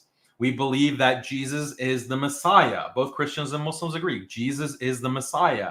He was born of the Virgin Mary. The prophet Jesus, peace be upon him, and Mary was the greatest woman who has ever lived. Muslims and Christians agree on that. We also agree that Jesus is the Messiah. We also agree, Christians might not be aware of this, but Muslims believe that Jesus is the Savior. He is the Savior of humanity. Why? Because he's the Messiah who is going to return from heaven and is going to literally save the world. That is what is going to happen. Muslims believe that 100%. This is what the Prophet Muhammad sallallahu alaihi wasallam taught and prophesied, and it will happen. So this is a very strong shared basis of belief. Both Christians and Muslims have a problem with secularism. We have a problem with the decline of religiosity. We have a problem with the increasing atheism that stigmatizes religion. We have a problem with things like new atheism. This is a shared basis or a foundation for alliance.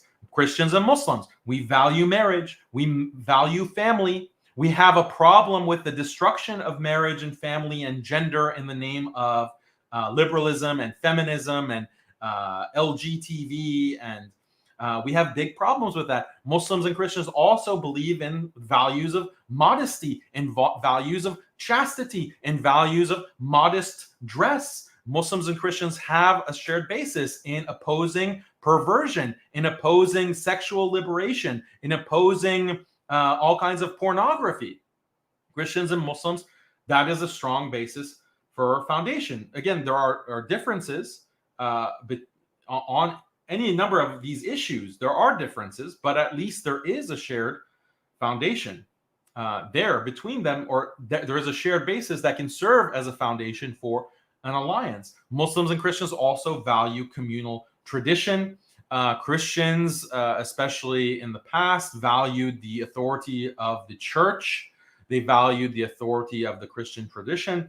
Even Protestants today, they value the good old days of family values and Christian values, being a Christian nation. Even Protestants value tradition. Muslims value tradition, the tradition of the scholars, the scholarly ulama tradition. The sunnah is a tradition. Obviously, we want to go back to the time of the Prophet sallallahu alaihi wasallam, and that is in the sense that we want to live as he lived and as his companions lived and the Salaf lived 1400 years ago. This is a traditional mindset. So Christians also share that to a certain degree with their own traditions, and they oppose this kind of constant progressivism. No, we have to change. We have to cut ties with the tradition. We have to break the chains of all of these rules and regulations that are dictated by religion. We want to be free and we want to constantly progress.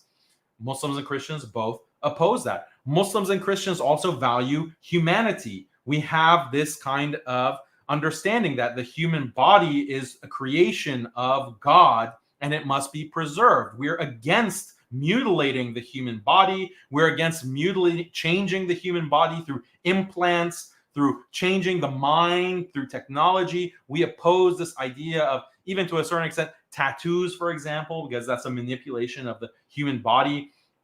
On and on. Like, this is something that Muslims and Christians oppose.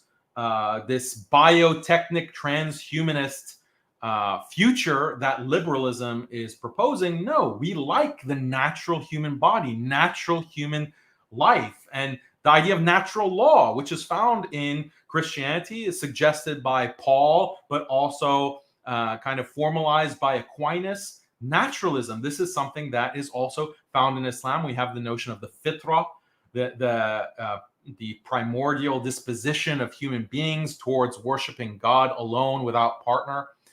This is something that is inbuilt. It is in our bodies. It is in our biology in a literal way. It is in our souls in a literal way.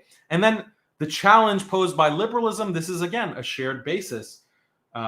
for Christian and Muslim alliance cooperation is that the liberals are branding Christians and Muslims as extremists. They're branding us just because we don't agree with all of with this transhumanist project, with the feminist project, the feminist destruction of the family, with the sexual liberation agenda. Just because we don't agree with that, we're being branded as extremists. And there is increasingly legislation and laws to surveil us and to police us and to limit our ability to travel, limit our ability to use social media. This is happening on the basis of counter-extremism, counter-terrorism. You have even Christians and Muslims who are going to school board meetings to protest this kind of perverse curriculum that is increasingly being taught in the public schools in the United States, for example, or in the UK. Both Muslims and Christians are protesting this. You have the Democratic leaders, people like Joe Biden, the president of the United States, saying that this is terrorism, that these are extremists. And you have US agencies, police agencies, 3-letter agencies who are surveilling Christians, surveilling Muslims. Why? Because they don't want, their children, their 4-year-old to be learning about, the rainbow within kindergarten. Like, that makes you an extremist. That makes you a terrorist. If you say that, oh, I don't believe in equality marriage, I think that men have been granted God a degree of authority and responsibility in marriage as the patriarch, that makes you an extremist. That makes you a terrorist. You need to be surveilled. You need to be put on a watch list.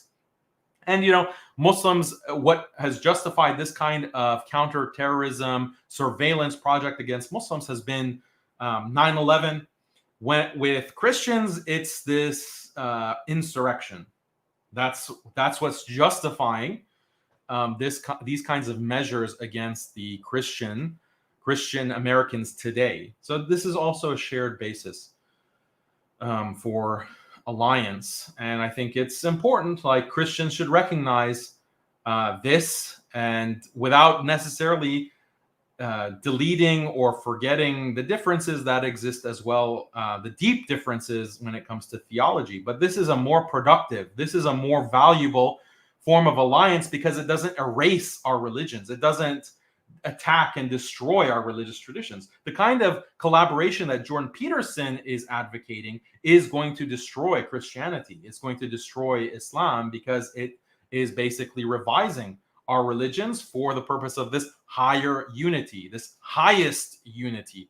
That is the entire point of his message, the message of the Daily Wire, and so on. To some degree. So one of the things I'm very curious about is, obviously, the figure of Christ is contentious. Yes. And so the Jews don't know what to make of Christ in some fundamental sense, because he seems like a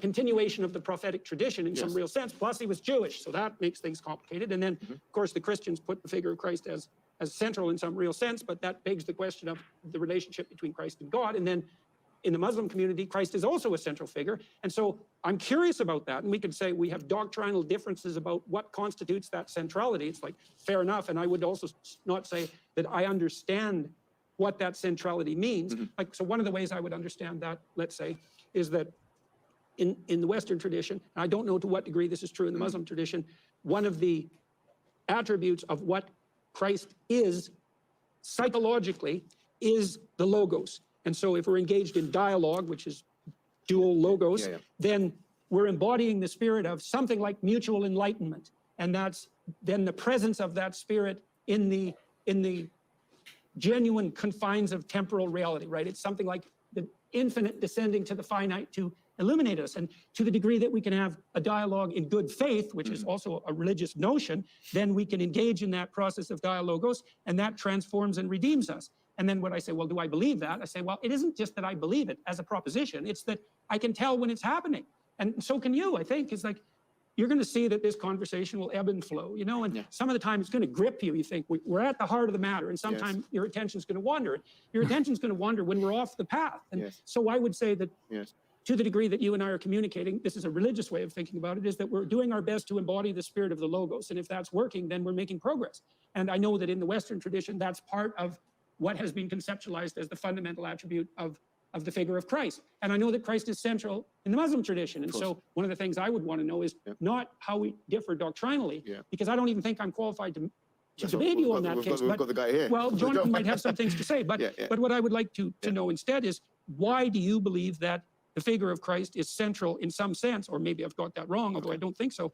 Why do you think the figure of Christ is central both to the Muslim faith and the Christian faith? And what do you think that says about what we share in common? Because I really don't understand that. It's a mystery to me. Okay, so Jesus Christ, if secular historians will look at him and differ on his existence or not. The majority, to be fair, do believe he exists. All right, before we get into the centrality of Jesus Christ, I just want to address this comment by Richard Craig. He says, Daniel attacks whites as a racial group the same way the liberal left does for the same reasons. Stunning, considering he says Islam unites all races. No, this is a complete misrepresentation of everything that I say and have said and gone on record many times and said that, look, you can't deny the reality that the liberal project was a white supremacist project. That kind of element of white racial superiority was taken out of liberalism after World War II, because basically Hitler made it unpopular. But prior to Hitler, prior to World War II, all of the founding fathers of America were white supremacists. There's no doubt about it. Many of the major figures of U.S. history were white supremacists. They thought that whites were the superior race. Thomas Jefferson, look at some of his statements about the white race, the black race, inferior races. Look at even Abraham Lincoln, some of the statements that he made about blacks versus whites and levels of civilization and intelligence. So this is something that is a historical reality that I don't care if you're black or white or whatever, you can't deny, because it's just, that's the history of it. But am I attacking white people today because of this history? No. And Mohammed Hijab gave the principle that from the Quran, that you are only going to be responsible for your own actions. You are not going to carry the burden of other people's actions. You are not accountable to God for other people's actions, whether that be your family, whether that be, your ancestors, your heritage. No, that's the past. So I am not in any way attacking or criticizing white people in the same way that the liberal woke faction does. That is completely antithetical to Islam. That is completely antithetical to Islamic values. You just are responsible for your own actions. You don't have to pay for the crimes of your race, your ethnicity, your culture, your nation. That's not the way that Islam works. So this accusation that I'm attacking whites as a racial group is absolutely false. And I think I've been very clear about this. Again, I had a debate with a white nationalist. Check out that debate and see what I say about race. In fact, I bring many arguments against this kind of racialist view of the world, because I believe that it's completely incoherent. I think that it's incoherent in attacking any group, any kind of racial group, whether it's the white race, whether it's the black race, whether it is the Jewish race. I'm opposed to this kind of racialist analysis. I want to make that absolutely clear. Right? Even secular historians, atheists and agnostics and whatever it may be, right? It's the simplest explanation. Yeah, it's a simple, of course. Yeah, so I believe that first of all, Jesus Christ existed, which in the modern age is worth noting, right? Muslims are the only other major world religion who believe in Jesus Christ as the Messiah, as the prophet. Right. He had a virgin And this birth. is a strange thing. Yeah, so we yeah, should definitely yeah. be trying to sort that out. All right, so this is the first point of commonality. We believe in Jesus Christ. We believe in his miracles, that he cured the blind with God's permission, that he raised the dead with God's permission. We believe that he even, he created some things which in the Gospel of Thomas not mentioned in the Bible, like, but for example, the clay bird and so on, that he blew into it and it became an actual bird, that he cured the leper with God's permission. We believe that he was one of the mightiest human beings that have ever lived on the earth. And we believe that his mother was the best woman who ever lived on the earth. The Quran actually explicitly says that. Well, that seems like a good starting point. Right, and so that is the first thing we believe. When we look at the Quranic verses relating to Jesus Christ, we don't look at those metaphorically. No Orthodox Muslim, normatively, looks at those in an etiological way. It's not etiology for us, it's it's history. So we believe that this is actually historical. That's the first thing. And the reason why I mention that to you is because I listen to all of your biblical series. I think a lot of Muslims have, and you know that right here, because a lot of people like it. And because obviously, strangely enough. And it's not very strange if you know the Quran, because the Quran actually tells us to go to the people of the book and to listen to them and to, you know, and you'll find in exegesis, like for example, Tafsir ibn Kathir, like one of the staple exegesis of the Quran, they use biblical verses all the time. Let's go to the people of the book. Let's see what information they have. Tabari mentions what you call Israeliyat, which is basically passages from the Bible, passages from the Torah, and so on like that, from the biblical tradition and from the Torah. So it's not abnormal for Muslim people to be interested in Christian explanations. That's been going on for 1,300 years. Yeah, that's the first thing. The second thing is that because symbolism is important, and you've mentioned, for example, Egyptian symbolism. You mentioned, for example, Osiris and I don't know, Isis and all this. Not that Isis. I know you think too many things. This man is, but you know, the Egyptian god Isis. I have to make that very clear.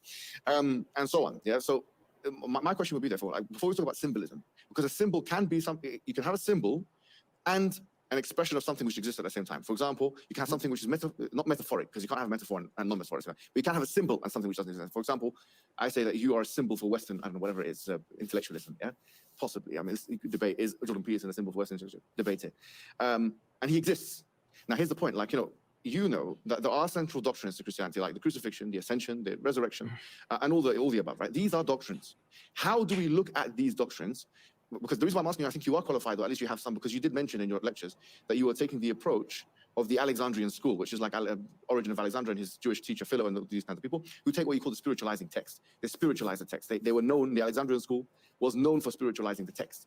And they were aberrational in that sense. And that's why one of the reasons why they were seen as heretics by all, I think all the churches.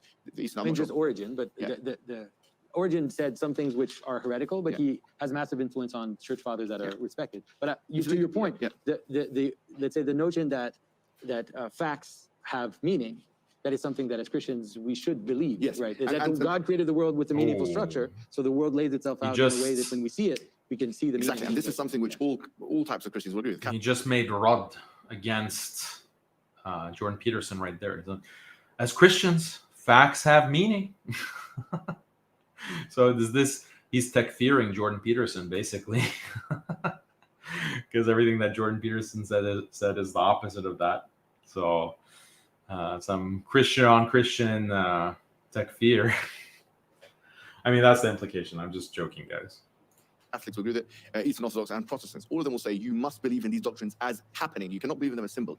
You cannot believe. So the reason why this actually is so when I hear something like that, then the question that arises for me is, what do you mean happening? And so let me just unpack that a little bit. So I did a lecture last night to follow on the story of Cain and Abel. And one of the things what do you mean by happening? Proposed was that not only did that story happen, but it's always happening. It always happened. It's happening right now, and it's always going to happen into the future. And so I would say are these biblical stories in the room with us right now, Jordan?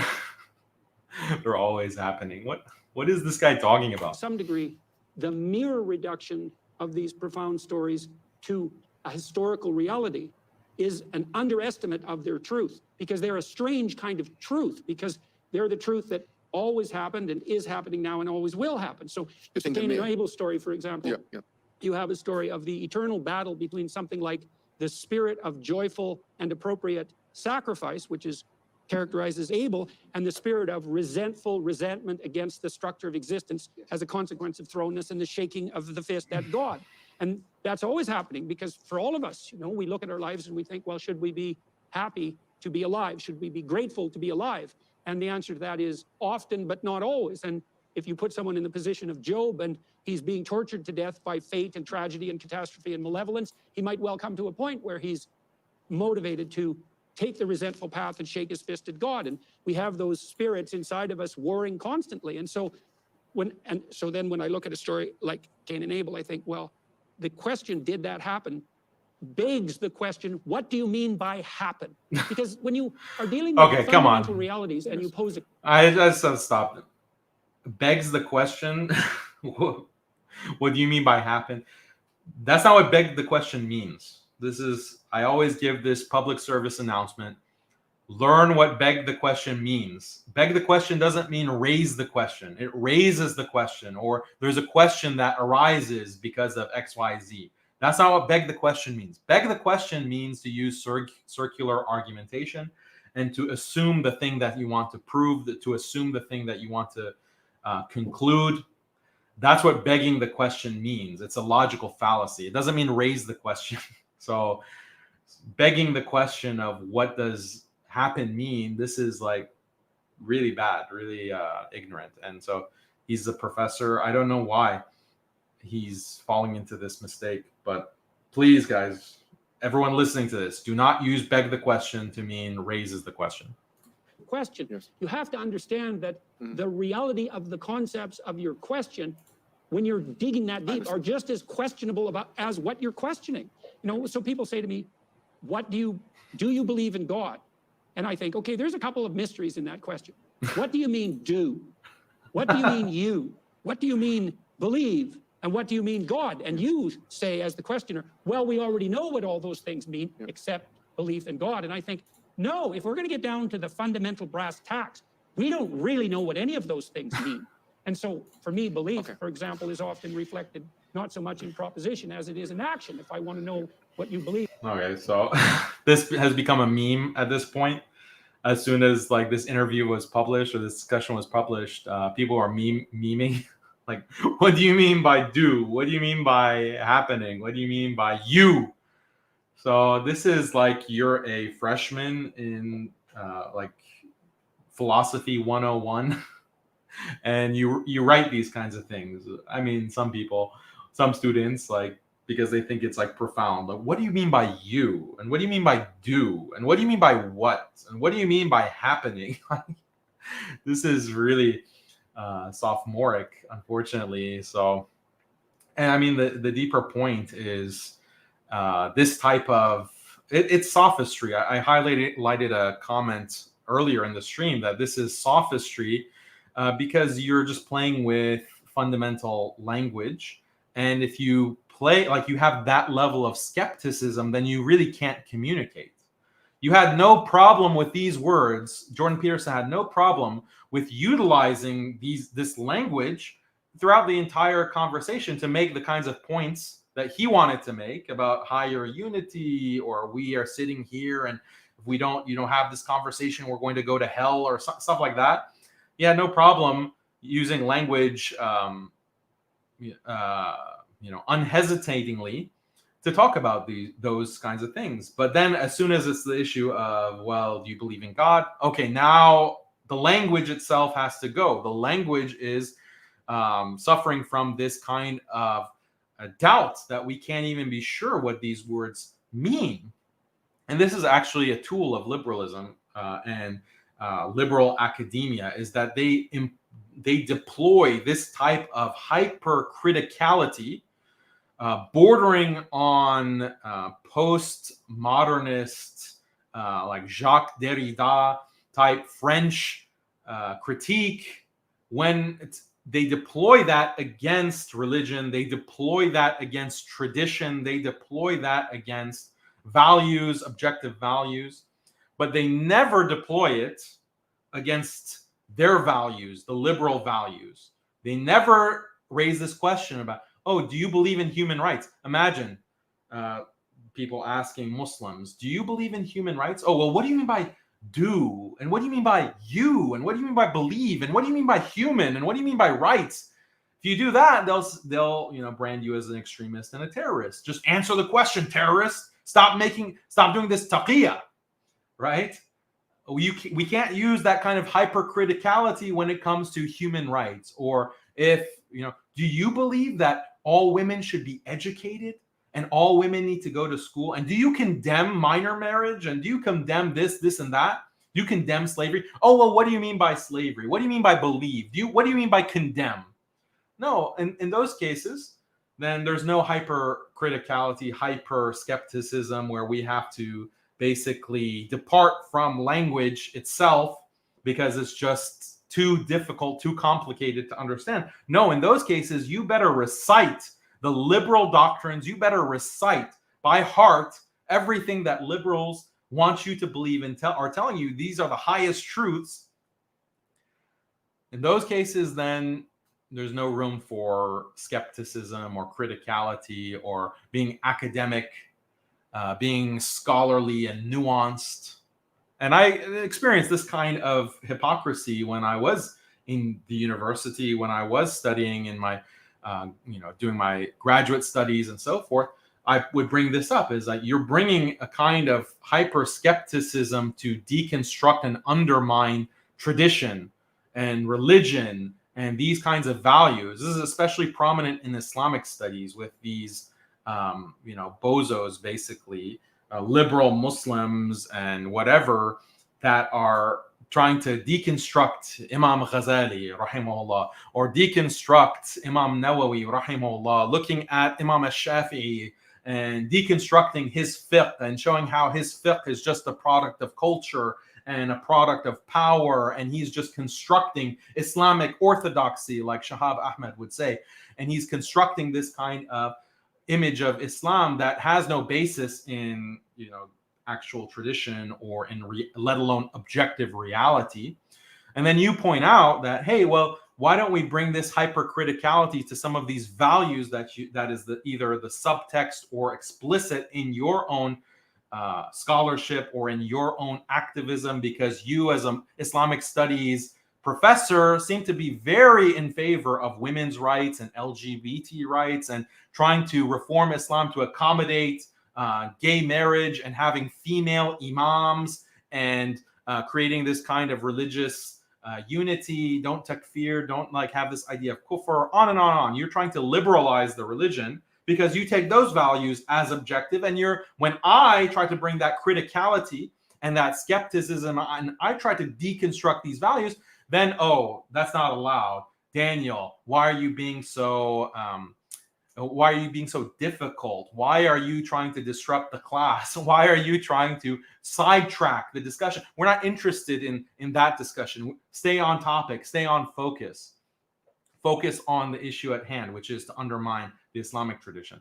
This is a hypocrisy, and we see this in a nutshell with how Jordan Peterson responds to Mohammed Hijab's questions. If I could ask you, and hopefully you have some idea about what you believe, but I'd rather see what you do. Well, can I push back a little bit with this? Because, for example, when I was reading your book, your newest book, actually this time, yeah, it's 12 More Rules. They're very good books, by the way. I mean, I recommend them, honestly. And buy them if you haven't already bought them. I would specifically recommend the 12 Rules for Life, because the 12 More Rules, I have some criticisms of it, but it's good. It's a good book. But one thing you did say about it, it's really hard to believe that you're disagreeable. Really, yeah. So one thing you mentioned in the book, you were talking about some psychological theory, which I don't forget. I forget what it is right now. You mentioned something. You said this, the problem with this such and such theory is that it doesn't have any evidence. Full stop. Categorical. All this, what you're doing now, you didn't mention that.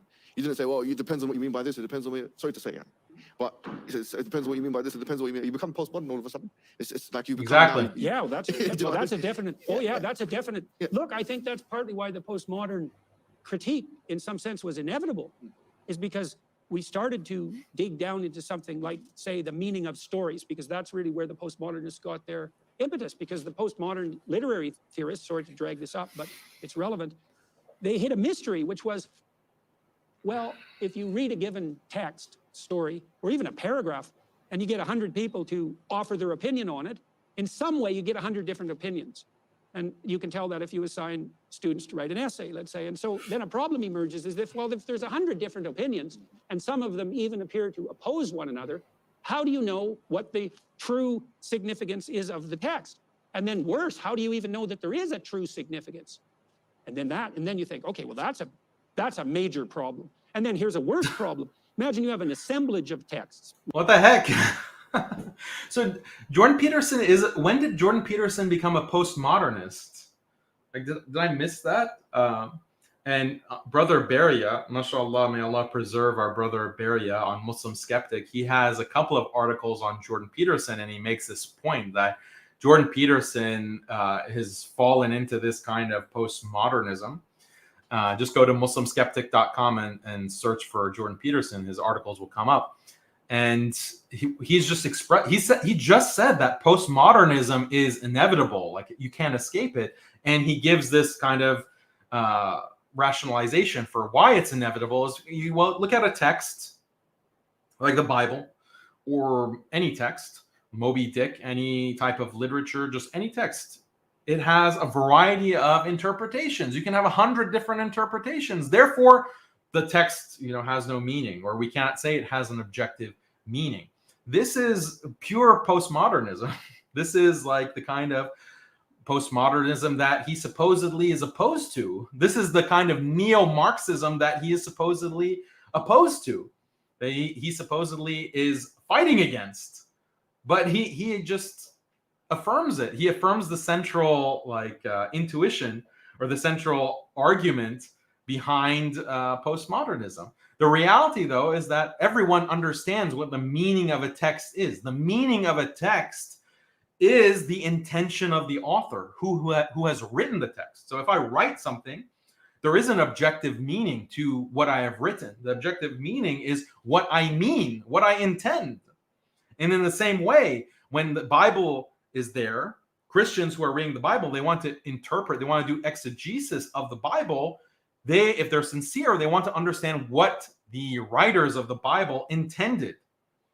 And they believe that it's divinely inspired by God, so they're really trying to understand God's intention. And Muslims, we know that the Quran is the speech of Allah.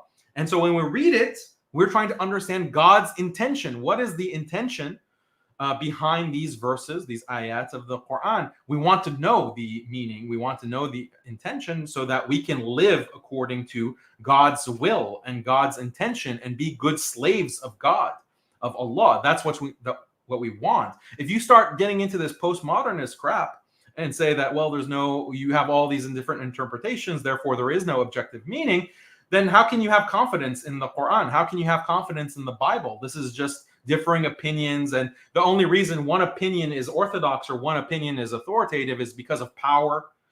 The whole Foucauldian argument, it's because of social construction, social pressure.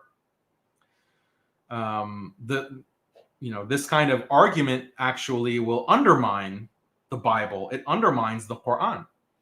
So I thought Jordan Peterson was anti-neo-Marxist, anti-postmodern, but it doesn't. This is just a con game, basically. Like the biblical corpus, let's say, which is really a library, and it's in some sense canonical, right? Well, if you can't decide on the fixed meaning of even a given paragraph, how in the world can you make the statement that this selection of text, which are much more complicated than just paragraphs, is somehow canonical? Now, the answer to that is, this is the answer. We don't know. Now, the problem with the postmodernists wasn't that they figured out that this was a mystery, because not only is this the mystery of textual interpretation, which is a major mystery, how do we understand the text, but it's also the mystery of perception, because at the same time, people who are investigating perception, Jonathan has been talking about this with John Vervaeke, a cognitive scientist, at the same time, scientists on the perceptual front in AI labs and neuroscientists were discovering that it's so complicated to look at the world, which is to interpret the world, let's say, that it isn't obvious that it's even possible, which is part of why we don't have autonomous robots. Oh my God. They can't see the world. Now, it's easy for us because we just look at it, but that's not so easy. And so it wasn't enough to undermine, objective meaning in texts. He also wants to problematize perception. You can't even believe your eyes. You can't even this leads to solipsism. It leads to this radical skepticism, a kind of Humean skepticism where you don't even believe that there is an external world, because how can you trust your senses? How can you trust your brain? You might be a brain in a vat. You might be. So this is really extreme. So he's not just throwing this out there, these ideas, and then giving the solution as an intellectual should, like a public intellectual, give us something new to chew on. Okay, you're talking about the problem of skepticism when it comes to text, the problem of skepticism when it comes to perception and being able to see. These are well-known philosophical problems. Can you please give us your evaluation of this problem and what we should make of it, and how can we understand it and come back to a coherent understanding of the world? All you're doing is knocking things down, and you're not putting anything in its place. And this is part of the reason why I say that, hey, he's trying to put in this idea of higher unity, because it's purely a political project. you know, and that's all there is to it. So, yeah, this is shocking, the extent that he's going to. And he mentions canonization of the Bible. I do think that is a problem for Christians. So he's correct on that. Why were certain books of the Bible, why are they canonical as opposed to other books, and who really made that decision? That seems to indicate some human intentionality as opposed to divine will. How can we consider the Bible to be divine if there was human choice in deciding this book is canonical, this book is not? Canonical means like what? Because the Bible is a series of books. Obviously, you have the Old Testament or the Hebrew Bible, and that's divided into three basic parts: the Torah, the Ketuvim, and the Nevi'im. But then you have the New Testament, and that's also divided into parts. You have the Synoptic Gospels, you have the Gospel of John, you have the letters of Paul, so on and so forth. Like, these are books. So which books, which letters were ultimately decided to be a part of the Bible? Different Christian sects disagree. I mean, that's what makes this such a big problem. The Catholics will disagree. The Orthodox will disagree. There's even disagreement between like Eastern Orthodox, Armenian, Ethiopian. You have disagreements with Protestants, obviously. And then you have, like, even within Judaism, there's disagreement because not all of the books are accepted by all. Like, you have different Jewish sects which will disagree. So this is a problem for Jews. It's a problem for Christians. Muslims, I mean, we don't have that problem because we have preserved the revelation. And there's a very clear process or a clear understanding of what is the history of the Quran, and when was it revealed, and when was it preserved, and when was it documented. And all of that is backed up by the academic non-Muslim researchers who will carbon date or do radioactive dating on these manuscripts and so forth. And so there's no comparison between the preservation of the Quran versus the Bible and the Hebrew Bible, the New Testament, and so forth. Actually, if you're interested, I have a whole course on textual tradition. We have a course on the Hebrew Bible. Currently, there's going to be more courses on the rest of the Bible, the Quran. So check out at Alesna Institute. We have courses on these topics where I go in much more depth on the canonization of the Bible, for example, the canonization of the Hebrew Bible. What is the history of that? What should Muslims know about that history? It's important. Well, so what's the point of all this? Well, the point of all this is that if you delve into questions deeply enough, you do run into the problem of perception and the multitude and multiplicity of perception.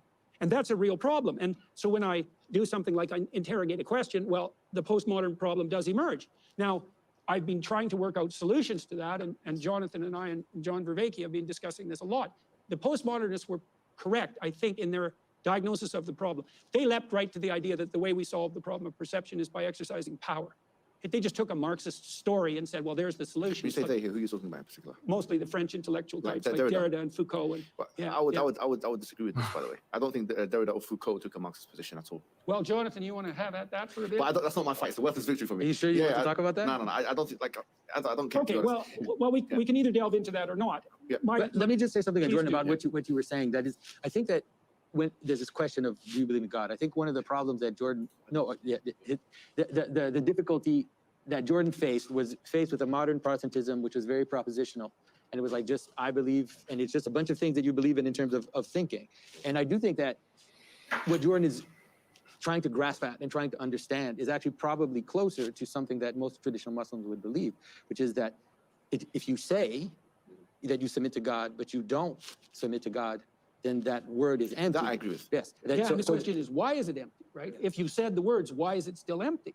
And so I think that what he's grasping at is to find a more encompassing, it's like, stop asking me if I believe in God, watch me. Yeah, okay.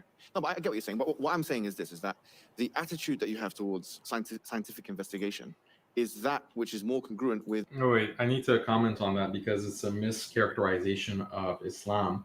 Because action is actually not really the central thing. Yeah, you have belief. You have to have belief. You have to have the correct belief in Islam. So this idea that some Christians have, a stereotypical view of Islam, that Islam is just about actions. It's an action-based religion and a deeds-based religion. That's actually mischaracterizing Islam. Yes, actions are important. You have to have, but you have to have correct belief. You have to have iman, what's called iman. Because if you have, like, you believe that there are multiple gods, and you don't believe that the Prophet Muhammad sallallahu alaihi wasallam was the last prophet, the last messenger, then you can't be Muslim no matter how many good deeds you do. You cannot be considered a Muslim, and you can't be considered saved in the hereafter because you have the incorrect beliefs. So belief is important, but action also is not. What is central to action is not the actual action, it is the intention. إِنَّمَا الْأَعْمَالُ بِالنِّيَّاتِ.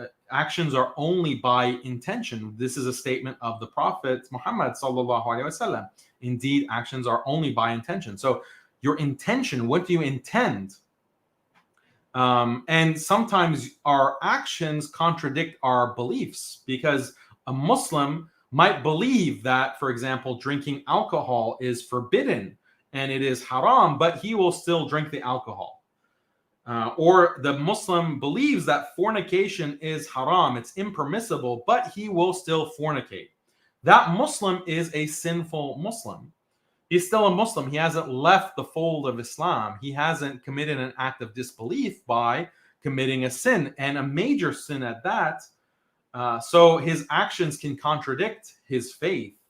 But that doesn't mean that he has left Islam, because internally he believes that what he's doing is wrong, and then he certainly will seek forgiveness. He will make istighfar, he'll make tawbah, he'll turn back to God, turn back to Allah for forgiveness. So this is an important nuance to understand about Islam, and we don't want to mischaracterize or caricature the Islamic doctrine on this. It's a correspondence theory type understanding, Yes. right? So you simply ask the question that, by the way, the Quran asks. And one of the central questions the Quran asks us to ask Christians and Jews is قُلْ هَاتُوا بُرْهَانَكُمْ إِن كُنْتُمْ صَادِقِينَ. Bring your evidence if you're truthful. This is the central question that Muslims are asked to ask. The same question that you, as a scientist, ask, we have to ask as well, right? And I'm using the word ask a lot here. What I'm saying is, this is where the cognitive dissonance may come in. I'm not saying It does come in. So That is part of what's torn the West apart on, say, on the basis of the Enlightenment versus the religious tradition, to the degree that that's a conflict. Just to add to this point is, for example, going back to Origin of Alexandria, Origin of Alexandria, because he has this hermeneutical dilemma. He has a hermeneutical dilemma, right? He doesn't know what to do with what verse. Is he going to spiritualize it, metaphorize it, or is he not going to do that?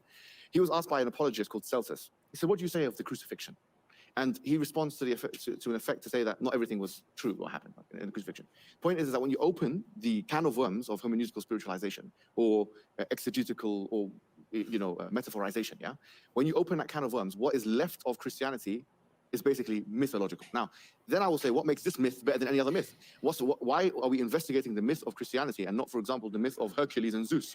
Why is the figure of Father and Son and the Holy Spirit more important to me than the Mithraic, Trinity? Yeah, well, that's a postmodern question. And you can take that even farther and say, well... I mean, if I were Mohammed Hijab, I would have asked, what about the myth of scientific theories, like certain scientific theories? What about the myth of geocentrism? What about the myth of the theory of Newtonian dynamics, like Newtonian physics? And what about the myth of XYZ? All of these kinds of scientific theories that were considered scientific fact, but then they were displaced by other scientific theories. So what makes us so sure that the current scientific consensus is actually representative of reality, and why should we have this kind of confidence in science? And that, I think, would put Jordan Peterson more on the spot, and we could test how far his postmodernism really goes. I think it goes pretty far, because in this conversation, he has already undermined rationality. He says rationality needs to be subservient to a higher unity, whatever that means. So he's already undermined rationality itself, and then he undermined perception itself. So empiricism, he's undermining that. So this is like beyond this is beyond any kind of skepticism that we've ever seen. He's going to make the neo-Marxist blush with this level of skepticism that he is proposing in this one conversation. But I think like that is important point is, okay, how far are we going to take this epistemological skepticism?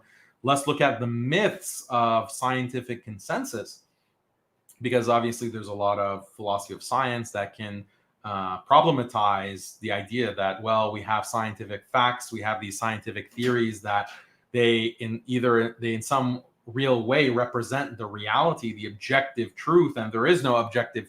If science is not objective, then there cannot be such a thing as objective truth. That's something that could be critiqued. And either Jordan Peterson would squirm around and give an anecdote about his Native American friends, or he would basically concede and say, well, we can't even trust our own eyes. Why this story rather than that story at any level of story? And that is a central question. So how would you answer? Because why did you, well, if, for example, you've done a biblical lecture, right? Yeah. So why have you done a biblical lecture, not a lecture on Zeus and this and all these other? Well, I have done lectures on other religious structures, particularly on ancient Egyptian cosmology and on Mesopotamian cosmology. And I'm going to do a lecture on the Tao Te Ching. Sorry, do you consider the biblical narrative as having any level of superiority over the other mythologies? Well, okay. So let me try to address this psychologically. Oh, even he's interested now. Well, yeah, because I am a Christian. So I've been trying to understand. So I'll tell you one thing that clinical psychologists have learned over the last 100 years, despite their doctrinal differences. So there's many schools of clinical psychology, ranging from behaviorism, which is very practical and strategic and has to do with micro changes in action, to psychoanalytic theory, say on the Jungian side, which is more interested in dreams and large-scale transformations of the imagination. Spans a huge range of philosophies and practical approaches. But there is one commonality, and it's emerged, I would say, empirically. The behaviorists discovered that if someone was afraid of something and avoiding it, and the combination of those two things are important, because there's lots of things you should be afraid of that you should avoid, like playing in traffic, because you'll just die if you go run out in the street. But imagine that you're moving towards a necessary goal and you're pretty committed to it, and something comes up that you're afraid of and it stops you, and now you start to avoid. Okay, and then maybe that gives you an anxiety disorder, it makes you depressed. Then the question is, what are you avoiding and why, and what should you do about it? And what the behaviorists started to do was to expose people to small doses of what they were afraid of and get them to relax. And the idea was, well, if you could learn to relax in the face of what you were afraid of, then the fear would go away. And maybe you had learned in some way to associate that with anxiety earlier. Now, it turned out that that worked, but it also turned out that it worked even if you didn't relax. And so there wasn't a learning to be calm. And then the psychoanalyst said, now that's not going to work, behaviorists, because you'll expose someone to this little fear, and because the true fear is much deeper, the fear will just reemerge somewhere else. They called that symptom substitution. And that didn't happen either, because what happened, weirdly enough, was that if you got someone to confront something they were afraid of voluntarily, then they got less afraid, that was the first theory, less afraid of a whole bunch of things. So a little courage generated more, and that's a more accurate way of thinking about it. Turns out people didn't get less afraid, they got braver. And so their personality started to expand. And so what you see often, one category of people who often develop anxiety disorders are dependent women. And so those are women who've gone from sort of superordinate man to superordinate man, who've never established a sufficient individual identity. And maybe that comes back to haunt them later in life, and they develop an anxiety disorder. And maybe they're afraid to get into an elevator. So you can teach them to confront the elevator and to get in it and to take it. And then they'll go home and have a fight with their husband. And it's because they're braver. And often the husband and the rest of the family will resist this woman's attempt to become more courageous, because they know what's going to happen if it's successful. But what you see is you see generalization of bravery. And every psychological school knows this. Okay, so now you asked me a theological question, so I'm going to address that. So I've been trying to understand from a psychological perspective, for example, why people have been gazing on the figure of the crucifix for 2,000 years. Now, not everyone, and doctrinal differences apart, it's still many people for 2,000 years, and that begs a question. Obviously, there's something about that image that's gripping. Okay, so now you might think, why? Well, why do people go to horror movies? Because that's pretty strange. Why in the world would you go be disgusted and terrified? Because that's sort of the essence of horror. And the answer is, because there are terrifying and disgusting things about life. And maybe you should go confront them now and then voluntarily to get a little taste, so you can build a little courage and a little faith. And so at minimum, one of the things that the crucifixion story, the passion story represents is something like the sum of all possible tragedy. And so Jung pointed out that the passion narrative was an archetypal tragedy. And this is what he meant by that. Imagine that you took a bunch of stories that were tragic. And so you could identify them all as tragic stories. And a tragic story is something like something terrible happens to someone who doesn't deserve it. That's a tragedy. So then imagine you have 10 stories about maybe someone got betrayed by his best friend and someone fall prey to a tyranny, and someone died young and someone innocent was punished by a court, and you'd think, oh, that's tragic. And then you took all those tragedies and you took the core of the tragedy and you made it into one story.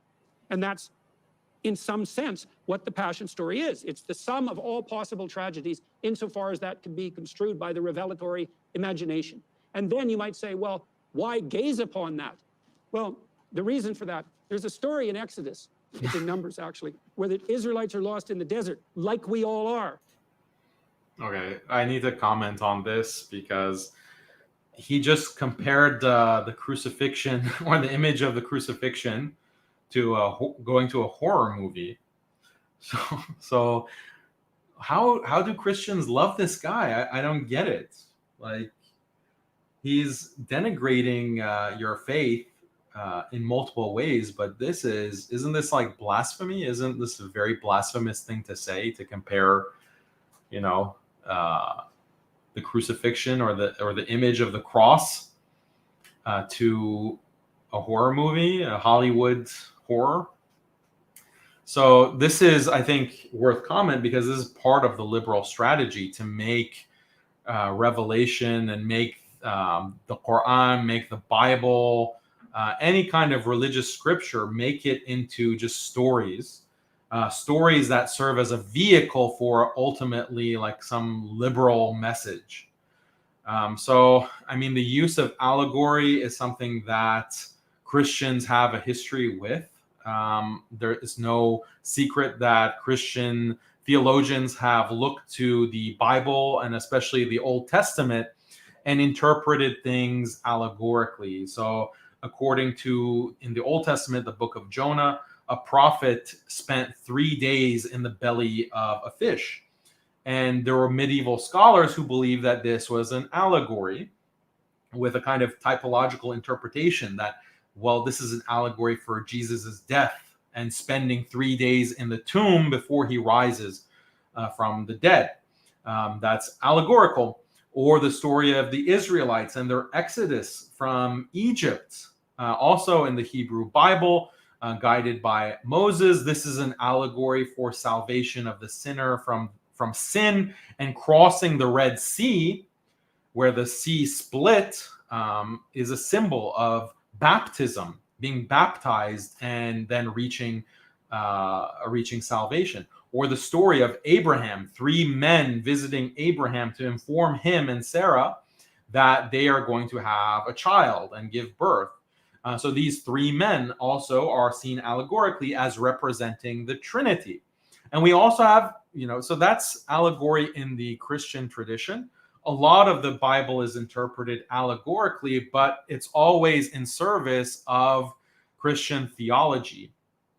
And in Islamic history, there is some use of allegory as well. The Quran does use metaphors at times, and the Quran also tells us, Allah says in the Quran, that those who have a problem because they are hypocrites or because they have a disease in their hearts, they focus on the metaphor and the mutashabihat, and they ignore what is muhkam, what is solid and clear-cut and direct in the Quran. So in order to deviate, they focus on the mutashabihat, what is allegorical or what is metaphorical, or what is, not.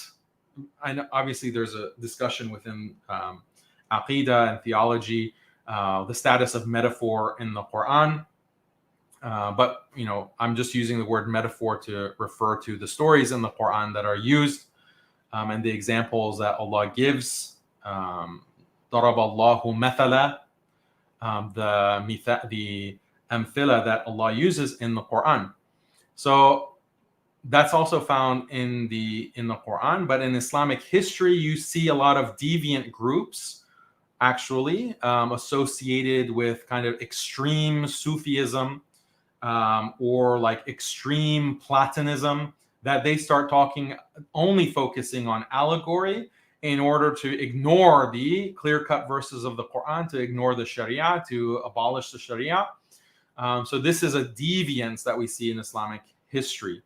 But the thing is that if you just focus on allegorical interpretation, that makes the text completely subjective, because you can say that the Quran means whatever you want it to mean because you just interpreting it allegorically. Same with the Bible. The Bible can mean anything that you want it to mean if everything in the Bible is allegorical. So if the Bible says something like man should not lie with another man, you can say, no, that doesn't refer to homosexuality. That refers to something else. And you give some allegorical interpretation so that you can affirm a liberal Christianity, a liberal Reformed Christianity.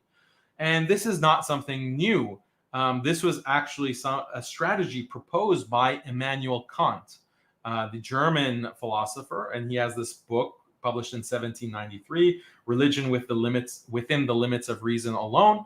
And Immanuel Kant is a liberal. He's a liberal philosopher. He wants to push Enlightenment values onto Europe, onto Christianity.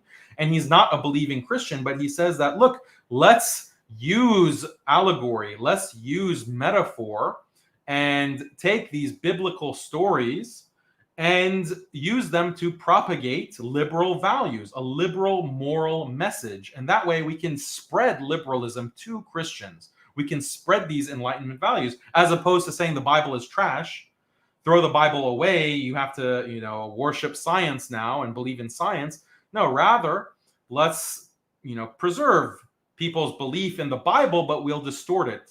We will derail that belief and use the biblical message, these biblical stories, to push a liberal message, such as, the Bible, Jesus is advocating for tolerance and peace and love, and Jesus is against, Jesus says, don't stone he without sin should cast the first stone against the adulterer. So, this means that there's no such thing as a punishment for adultery. There's no punishment for fornication. Jesus is advocating sexual liberation. And you literally have Christians who will propose that in this day and age. They'll propose this kind of purely liberal message, but it's because they have distorted the meaning of the Bible through allegorical interpretation.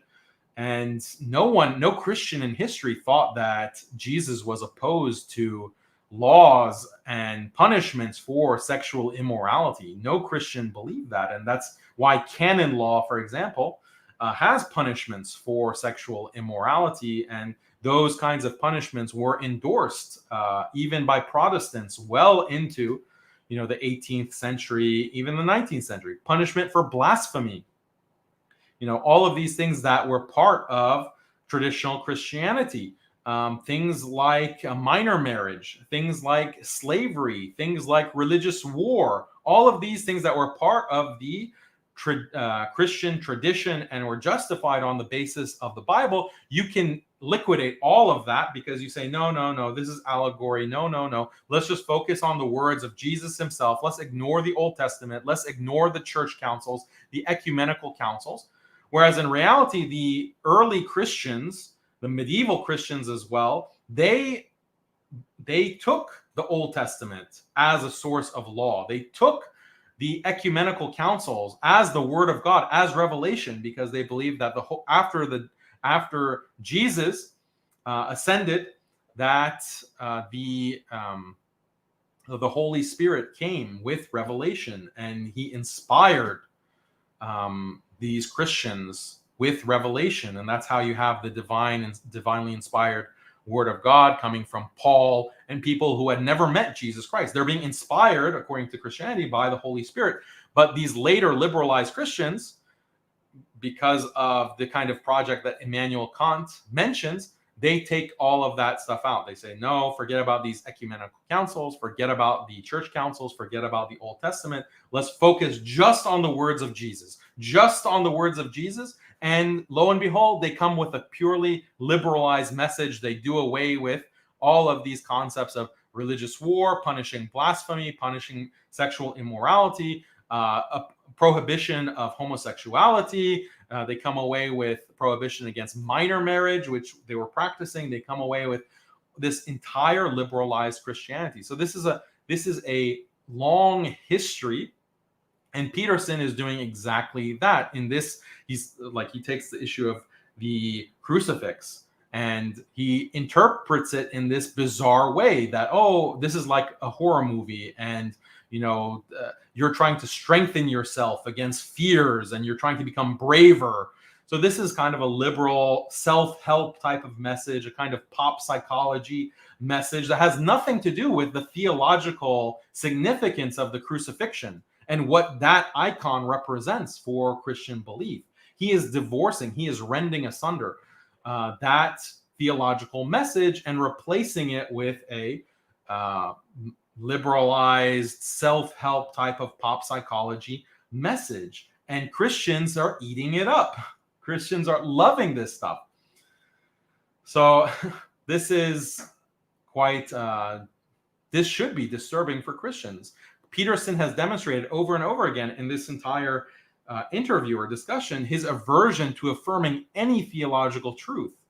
And whenever Mohammed Hijab brings up Christian doctrines, he says, oh, I'm not interested in that discussion. That's not really what's important. Instead, he wants to affirm these kinds of this liberal ideology, this idea of higher unity and being brave and being, overcoming your demons, and demons not in the literal sense, demons in terms of, your personality problems or your personal issues that you have to overcome in a self-help kind of way. So this is Peterson's trick. He is fooling Christians. If you are a Christian and you're following this Pied Piper, open your eyes, wake up. He's not taking you away from liberalism. He is actually further entrenching you in it. And he's using this kind of liberal language and stories from the Bible in order to do it. This is very dangerous to you being a committed Christian. So you need to recognize that. And hopefully Muslims, this is the same thing with the compassionate imams, actually. Compassionate imams, these unfit imams will take hadith and they'll take stories of the seerah and they will portray the Prophet ﷺ as a feminist.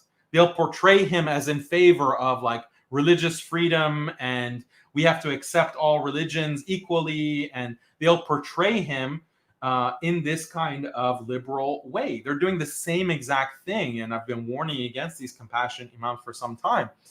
But it's the same trick. It's trying to push liberalism using the language of the scripture, the Quran, the Bible, and dissolving the tradition. And people are losing faith because they're in the desert and not voluntarily in some true sense. And so they're losing faith. They're getting all fractious. They're fighting. They're starting to worship false idols. They're falling apart. And God gets irritated at that. And so he sends a bunch of poisonous snakes in to bite them. And you think, well, why would God do that? It's like, well, have you been alive? You know perfectly well that if you're confused and lost, and then you get bitter and disunited, that all you do is make things worse and that more snakes come up to bite you. That's life. And so the Israelites come to Moses and they say, you seem to be in quite nicely with God. Do you want to ask him to call off the snakes? We're sorry, get him to call off the snakes. And so Moses has a chat with God, let's say, and God says, he doesn't call off the snakes.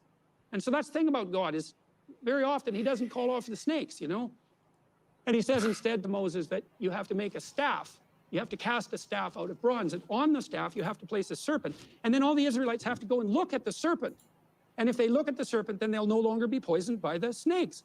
And then there's a section in the Gospels where Christ says something approximating that unless his figure be lifted up like the serpent in the desert, no one can be redeemed unless his figure is lifted up like the serpent in the desert, which is a very strange thing to have happen, right? Because it's a reference to this very strange story that's ancient in a very strange context many thousands of years later. But can imagine this, it's a bad thing to be confronted with snakes. And there's a real reason that the symbol for medical transformation is a snake on a staff, right? And not just associated with the Judeo-Christian tradition. It's a much older idea than that. And so, well, there's snakes, and that's bad, and you should look at them. But then there's something like the sum total of all possible snakes. And that would be all the terrible things that could happen to you in life. And then you could think, well, maybe you need a story that encompasses that territory of terrible things that you can then look on. And that's, at least in part, what the Passion story represents. Now, you can debate about whether or not it's a full account of the comprehensive tragedy of life, but like I said, I'm thinking about it psychologically. Now, there's more to it, because around that story, there's also a cloud of mythology, of associated imagery. And one of those developed dreams is something like the harrowing of hell. So not only does Christ die terribly, despite not only being innocent, but being good, and being betrayed, and being subject to tyranny, and having to die before the eyes of his mother, all of that. But that's not enough. That hell itself has to be confronted. I would say, well, is that true of your life? It's like, well, terrible things are going to happen to you, and you better be prepared. And then you might think, well, that's too much. And if it's not too much, it's at least enough. And I would say, yeah, that'd be good to believe, but I don't think it's true, because you're actually going to have to do something like confront the reality, at least of historical atrocity and human hell, because that's part of your character too. And in order to fully reveal what you could be, then you have to contend with all of that, and you have to do it voluntarily. And so part of the reason I'm interested. So this is a funny comment. When JP lies and dissimulates, his face turns red like Iblis. I think it's because he has an all beef diet. He only eats beef. I think that's why he's a little bit red in complexion. It's because of his diet. He thinks that it's a healthy diet to only eat beef. So, I mean, I like steak, but sometimes I like to have other things than beef. But I guess he's doing it for health reasons. But look at how he takes the Bible story with regarding snakes, and God is sending this punishment to the Israelites. Why? Because they're sinning, and they are not faithful, and they are deviating, and they're not obeying God, and God sends these snakes as a punishment. That's the message. Like, that's the message in the Bible, but it's an illiberal message. It's an illiberal message. The idea that God would punish us for actions that we do. Why can't God allow us to be who we are? Like, we're good people. We're good people, and we, treat people nicely, and, we don't harm others. So we're good people. Why should God punish us for not following everything that he commands? And why should he punish us for worshiping other idols? Like, this is not fair. So the idea that God sends punishments for people who are sinning against him, who are disobeying his command, this is very illiberal. So what does Jordan Peterson do? He just takes that entire story and he makes it about, no, this is about confronting your fears. This is just a self-help message, like a positive psychology message that he's using the Bible to propagate. So this is quite disturbing. If I were a Christian, I would say, look, you are making a mockery of our scripture. And Jews do, actually. Like, where's Ben Shapiro right now? He's making a mockery of the Old Testament. He's making a mockery of Exodus. He's making a mockery of the Hebrew Bible. So what are you going to say about that?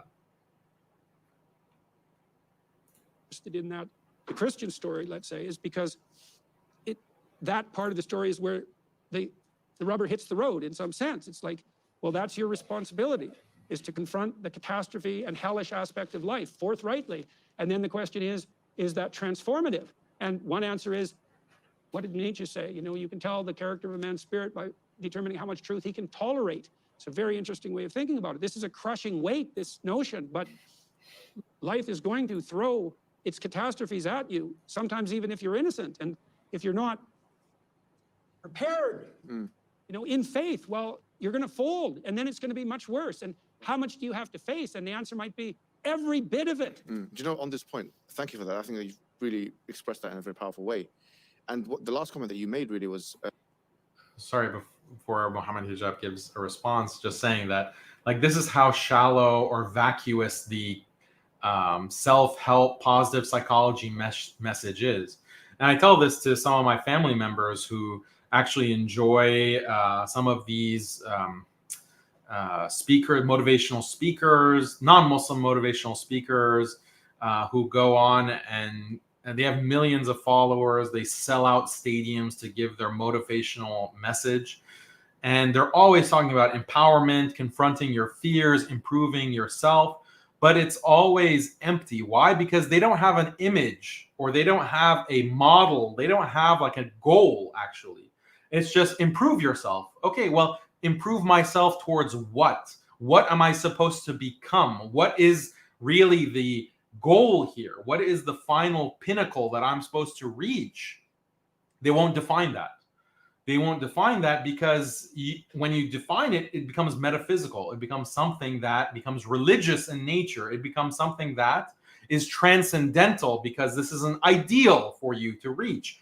By its very nature, by definition, that ideal would become metaphysical. It would have these kinds of religious undertones. That's why it's so easy to go from self-help guru to being a kind of religious guru, being like a religious spiritual guide and a cult, creating a cult basically on the basis of your personality, because there's such a fine line between those two things. That's why many of these motivational speakers end up becoming cultists, and you have some spiritual guides who end up becoming motivational speakers. Someone like Sadhguru.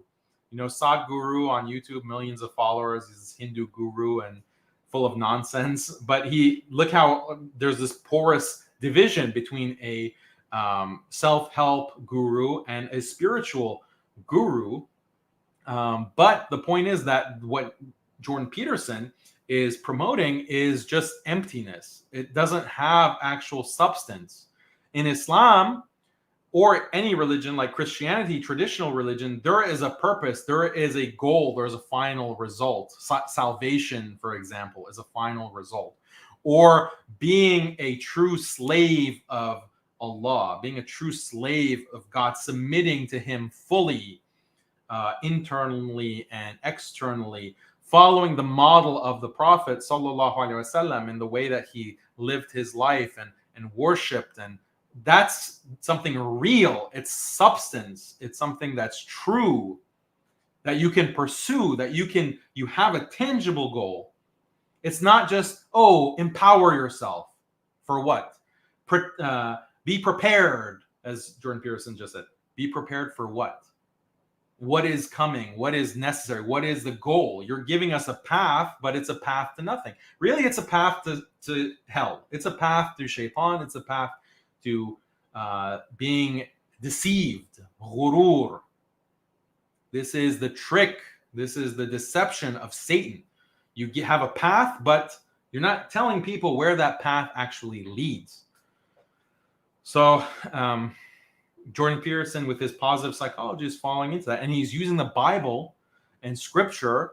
And if he got the chance, he would start doing the same thing with the Quran. But hopefully he's not an expert in the Quran, and he won't be able to do that effectively. Unfortunately, we have compassionate imams who are trying to do that. You have different Muslim groups that are trying to do that. Liberal Muslim, reform Muslims that are trying to do that. But this is the trick. Reminded me of a prophetic saying of the Prophet Muhammad. He said, "Ajaban li amr al-mu'min." Wondrous is the affair of the believer. Wondrous is the affair of the believer. Wondrous is the affair of the believer. Inna amrahu kullahu lahu khayrun. All of his affair is good. وَلَيْسَ ذَاكَ لِأَحَدٍ إِلَّا لِلْمُؤْمِنِ. And this is not afforded to anybody except for the true believer. إِنْ أَصَابَتْهُ سَرَّ شَكَرٍ. If good happens to him, he is thankful. وَإِنْ أَصَابَتْهُ ضَرَّ صَبَرَ وَشَكَرَ. And if negative things happen to him, he's patient and he's thankful. Right, that's a hard thing to pull off. The powerful thing is, and this is what Nietzsche was. No, the first thing is also hard to pull off. Father of postmodernism in a sense, but he was talking about human suffering as a positive thing for the resilience or building of resilience in a human being. And this goes back to the point of being grateful is also a very hard thing to accomplish when you've been blessed. Many people who have been blessed by Allah with all kinds of dunya. I mean, blessed, they've been given all kinds of dunya, but it's not a blessing for them. It's the cause of their damnation because they refuse to be grateful. They become arrogant because of their wealth and because of their riches. So it's equally challenging to be grateful in the face of abundance as it is to be patient in the face of and constant in the face of difficulty and tribulation. Purpose. Yeah, well, so here's another thing that psychologists have learned. So imagine that you take a group of people and you subject them to a difficult and onerous and stressful task. But you've set up the experiment so one group has that inflicted on them, let's say, and the other group decides to do it voluntarily. And then you measure as accurately as you can the pattern of physical and psychological response to those two conditions. What you find is that independent of the weight of the load, the attitude transforms the response. And so if you confront something difficult in a spirit of voluntary engagement, a whole different spirit takes hold of you. And you can measure that to be physically. fair, that's exactly what I remember Viktor Frankl saying. Yes, He was saying that those in the concentration camp who are most likely to survive are in fact those who made meaning out of... Well, Solzhenitsyn said something, I think, that was even more profound on that front. He said, he left ambiguous the issue of whether or not you were more likely to survive if you were a believer, let's say, although he was struck as an atheist by the composure that true religious believers had in the Gulag. But what he did say, more importantly, I would say even, was that if you were a genuine believer, your soul was more likely to survive. And what he meant by that was many people in the Gulag camps became corrupted. And you can think about them as a microcosm of the world. People were under tremendous stress. And one of the temptations was to become a trustee and participate in the system of oppression. And the camps in Russia could not possibly have sustained themselves if the prisoners weren't running them. And that's something to think about with regards to totalitarianism. And Solzhenitsyn did note, and it was transformative to him, that there were people of genuine religious faith who were immobile in their commitment to ethical action, even in the confines of the camp, even when faced with something like recant or die, and maybe not just you die, maybe your family die, or maybe you die in misery. And one of the things that transformed Solzhenitsyn and then the world, because his book transformed the world in large part, was his observation that this genuine striving to something like clarity of speech and a higher unity could withstand even the catastrophes of the Gulag camps. So those people in the gulags they survived because their spirit survived because they're aiming for higher unity and clarity of speech.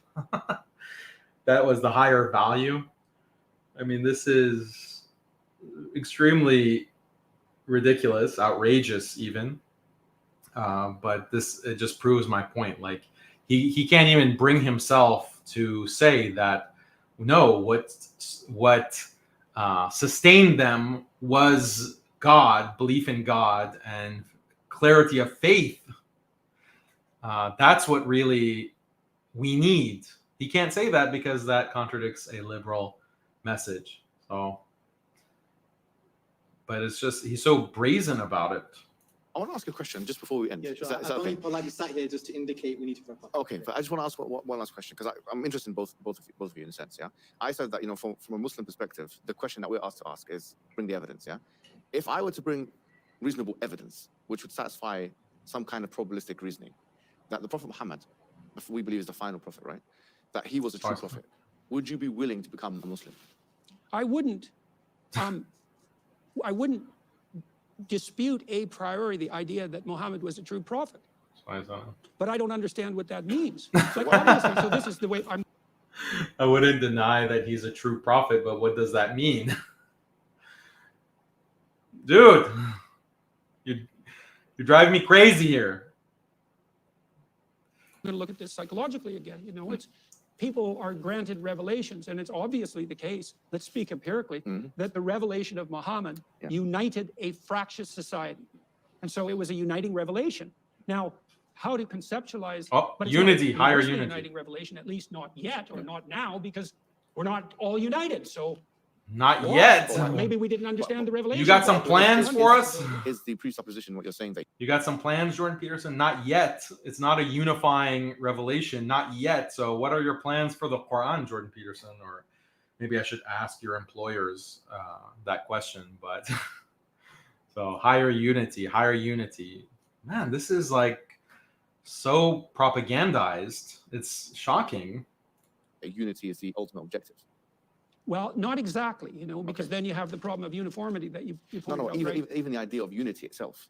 I mean, is there Well, not... we talked about, okay, so No, we unity is a talked great, about just to be clear, Yeah. I believe that unity is a great objective, Yeah. but I don't think it's the all-defining one. For example, if there is an injustice that is so great that disunity is more appropriate, then I can imagine situations where disunity is probably better than unity. Right. I'm sure you can as well. For example, like in Well, the Soviet that Union. would be a false unity in some sense, exactly. right? So that's what we're well, that's talking why about. you wanted to address the elephant under the Yeah, carpet yeah, right but- away. We exactly. can't have a false peace. Exactly. And we can't incorporate things we can't yet incorporate. Yes, and No. the reason I'm bringing this to your attention is because I feel like it's my duty as a Muslim, especially in the mosque, right, to tell you that as Muslims, we believe that the previous dispensations, as they were like Christianity and Judaism, they are part of our faith in a sense. Not in the sense of believing the doctrines and all of that kind of thing. Like, we obviously don't believe in original sin or the resurrection, the crucifixion, all this kind of thing. We don't believe in any of that. Or the Trinity, of course.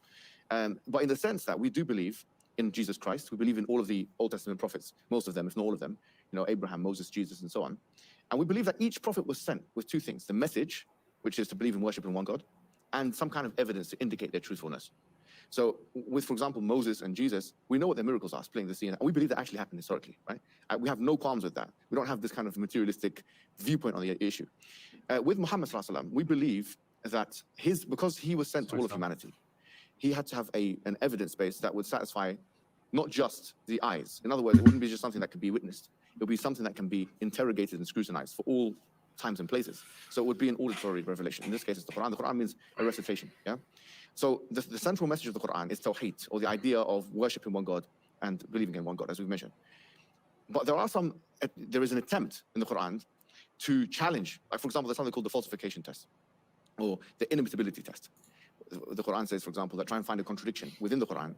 Had it been from other than God, لَوَجَدُوا فِيهِ اخْتِلَافًا كَثِيرًا, would have found in it many contradictions. This inimitability challenge is to produce something as sophisticated as it in terms of the linguistic composition as well as the structural component. This is very interesting because now even Western academics like Angelica Neuris and others have said that this challenge has not been met. It's a German Orientalist. She's recently said this. So this is another thing. And then you have a range of prophecies, for example. Like if you look at Deuteronomy chapter 18, verse 21, it's mentioned in the Bible that one of the hallmarks of a true prophet is that, or a false prophet, is that when they talk about the future, that it will be false. But the Quran makes very specific prophecies about the future. For example, in chapter 30, verse 2 to 4, it says, غُلِبَتِ الرُّومُ فِي أَدْنَى الْأَرْضِ وَهُمْ مِنْ بَعْدِ غَلَبِهِمْ سَيَغْلِبُونَ. That the Romans had been defeated. At that time, there was the Sassanid Empire and the Roman Empire, and they were in war with each other. And that from 3 to 9 years, that they would defeat the enemy, you see. It gave very specific timelines. It gave very specific, and this was a very risky type of prediction, because if you got it wrong, then it would endanger and undermine the entire prophethood of the Prophet Muhammad. But it did happen. And in fact, you'll find historical things which are not even in the Quran. Rome was defeated? That the Romans had been defeated by the Persians in a battle. Yeah, okay. And so it's mentioned, for example, the Chronicles of Theophanes, which is the primary source material outside of the Quran and Sunnah. You can find it now; it's even translated into English. He clearly mentions that 8 years after this particular prediction took place, it did happen like that. So we have a range of predictions, even that relate to the current day. The Prophet said that the barefooted Arab, they will be competing for the highest building. That sexually transmitted diseases would be proliferated as a result of people having intercourse outside of marriage, and that this would be something that would be diseases that had never been there in the past. The interest-based economy that we live in is mentioned by the Prophet Muhammad. I said in the future, interest will be everywhere. Whoever does not consume it, he will not be able to evade its dust. So this is another thing. So for example, you've got a range of prophecies where Islam will spread country by country. Where, this mentions, he's going to go, there's a hadith that says, that the earth has been expanded for me. I saw its west points and east points. And my nation will reach its points, what was projected, and it's in east and west. If you look at the Islamic expansion, I mean, Barnaby Rogerson, who is a historian, he said that the similitude of the Muslims going eastward and westward and conquering the amount of countries that they conquered in that early period, which you can read in the book that I've given you, is like Eskimos taking over Russia and America. That's what he said, Barnaby Rogerson. On the point of prophecies, even people like Edward Gibbons, they agree that the prophecies of the Quran had been met. So I have to ask. Yeah. So I don't I don't understand the question exactly. He wants to know if you'll convert to Islam. No, I'm saying that. No, that wasn't. I mean, that's the question. Well, look, I would say to some degree, but- it's not up to me. No, In but some my sense, question was, my not- question, remind you, it's the not- question was, if I It's not, in some sense, it's not up to me. Okay, who's it up to, Jordan? Whether you become Muslim or not. Like, that's a weird thing to say. gave you evidence that would satisfy a certain level of probabilistic, no, so you wouldn't. No, because that isn't how I evaluate the situation. How would you evaluate it? This is the crux. Well, I'm a Muslim enough Insane. to be invited to your mosque. No, you're always invited. I'm No, Muslim. but I mean, He I said, mean I'm Muslim. specific. So I'm Muslim enough to be invited to your mosque. What does that mean? Is that what he said, or did I mishear that? Yeah, I mean this very specifically. No, I don't think in some sense it's a very complicated problem. Okay. You know, when people meet me on the street, they'll say things like, I met a couple of Orthodox Jews in New York, and they said to me on the street that they call me rabbi, which was a hell of a thing to hear. You know, Pause this. The tears are flowing. They called him Rabbi Peterson. Oh, the tears are just overflowing. Look at that. Oh, such pathos. the Orthodox. What kind of Orthodox Jew actually would call Jordan Peterson or any non-Jew a rabbi? Like, is that allowed in Judaism? Maybe we should call him Imam. Imam Jordan, please come give a lecture at our masjid, please. Imam. Maybe he'll cry about it. and so, and then I have Muslim people who are listening to my biblical lectures, and more than that, they more than that, say- by the way. Yeah. yes, and more than that. And you know, they say, well, Peterson doesn't know it yet, but he's really a Muslim, and that's very that's an honor, you know. Mm. Just like it was an honor to be approached by these Orthodox Jews, and that hasn't only happened once. And I've had lots of correspondence with people, and the same thing has happened with the Orthodox Christians, and to some degree the Catholics, and lesser so the Protestants. And so I don't know exactly what to make of that. We talked about this a little bit, Yeah. and let's talk about proof. You know, well, for me, the proof of faith is the attractiveness of its adherents. And that's something to think about, right? Well, are you a shining example of the Muslim faith? Well, how hard do you shine? That's it. What? I don't get why they cut it. That's the end. It's like they cut it mid-sentence. So that's very bizarre. So yeah, as Juxtaposition said, that was the meme of the year. He admitted even if he has, you know, all of this proof that Islam is true, then he still wouldn't accept. Okay, well, what's going on there? Like, how can you consider him to be a good faith interlocutor, someone who is going to really be open about his beliefs and try to find the truth? We're all looking for the truth. We're all trying to understand what is true so we can attain certainty. But he says, no amount of evidence will prove to me that Islam is true such that I would become a Muslim. So that, I think, that cancels Jordan Peterson. I think a lot of Muslims, alhamdulillah, at that point, they're like, this is not worth our time. I think it might be worth debating Jordan Peterson or having that kind of a conversation with him now, and basically calling him out for his alliance with Zionists and his criticisms of Islam, where he insulted Islam. I think if a Muslim gets on a podcast, they really are required to confront him, and in a confrontational way even. And I know that he keeps saying he's not disagreeable, but yeah, sorry, man, you can't. If you're so agreeable and not disagreeable, why are you trespassing on Masjid al-Aqsa? Why are you like having a nice sit down with Bibi Netanyahu? Like, there seems to be a contradiction there if you're supposedly so agreeable. So this is, overall, the Jordan Peterson, he spewed a lot of nonsense. He contradicted himself.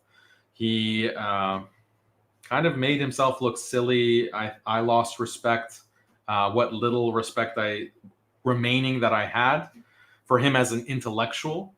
that kind of went out the window. I think many of you are on the same page on me with that. I think overall, Mohammed Hijab, as I said at the beginning, did a great job. There were parts where he critiqued Jordan Peterson. He also brought up the message to Muslims. At that time of this interview, the whole Masjid al-Aqsa thing and the trip to Jerusalem hadn't happened yet, so Mohammed Hijab wasn't aware of it. I'm sure if he had been aware of it, the tenor of the entire discussion would have been different, if the discussion even happened. So, yeah, I think that Mohammed Hijab did a good job. So may Allah reward him for that. People in the chat are saying that a lot of things were cut from the interview. At least like the Quran recitation was cut at the beginning. So yeah, we can't know what was actually the full extent of the conversation, but from what we could see was presented by Jordan Peterson, we gave the evaluation of it. So now I want to go over some super chats because I appreciate everyone who contributed to a super chat. If I missed it somehow, please forgive me, but I just want to say Jazakumullahu khairan. Brother Ali with his message about demon crazy. Thank you for your super chat. Parviz, Jazakallah khair. This is Manuat Rani. Never seen this name before. Jazakallah khair. Hassan Falcon, Jazakallah khair. Samuel Dawood Zaid, Jazakallah khair. This guy's daughter is his girlfriend. I don't think that's true. Ape was his girlfriend. We wouldn't expect anything good from this guy. Anyways, keep up the good work, brother. Jazakallah khair. Here's one. Kurisu, do you think Jordan is aware of his current state and the stuff that he's promoting, or is he truly oblivious? His style of reasoning became much weaker. Yeah, I noticed that. Like, he doesn't really go to those strong points that he had earlier in his popularity, when he was really making the woke left angry with his takes. But I do think he's changed and he's adjusted his message to have wider mass appeal and also to be accepted in the mainstream, like with Daily Wire. I think he had to kind of massage his message and sell out, basically. SR, Jazakallah khair for your super chat. He says, keep up the good work. Nice to see people standing up for the truth. Alhamdulillah.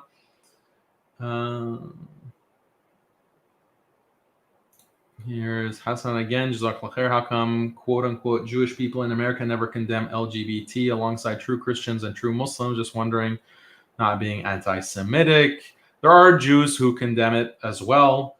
The person who runs the very popular Twitter account Libs of TikTok, she is a Jewish woman, and she definitely opposes a lot of the aspects of the LGBT program. So I don't think that's something exclusive to just Muslims and Christians. Jazakallah khair, community of God. Why don't I go into politics? Because I'm not a good politician. I'm not a very diplomatic person.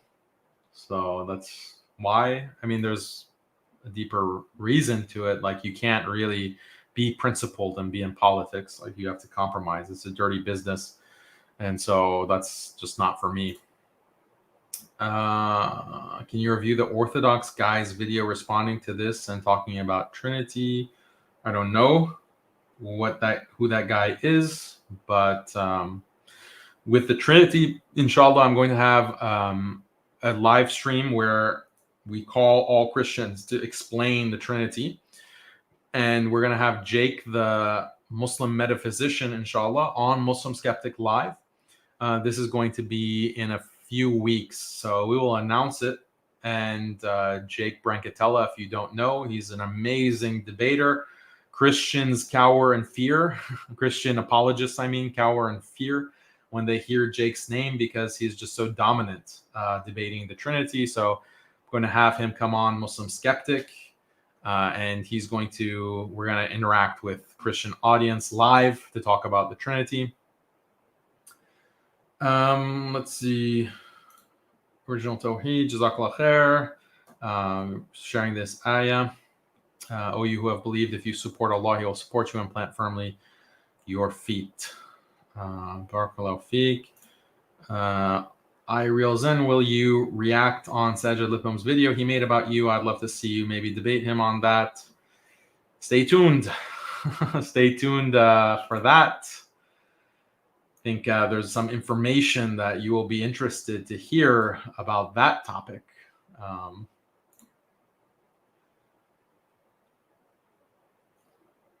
Here's another super chat from Laith. Peace to you all. May we be guided to truth for our elders and our youth. Ameen. Thank you. Jazakallah khair. Okay, I think I got most of the super chat. So if you still have comments, like highlight them and I'll put them on the screen. I did want to conclude with a point about, well, what is really ultimately the similarity between Christianity and Islam?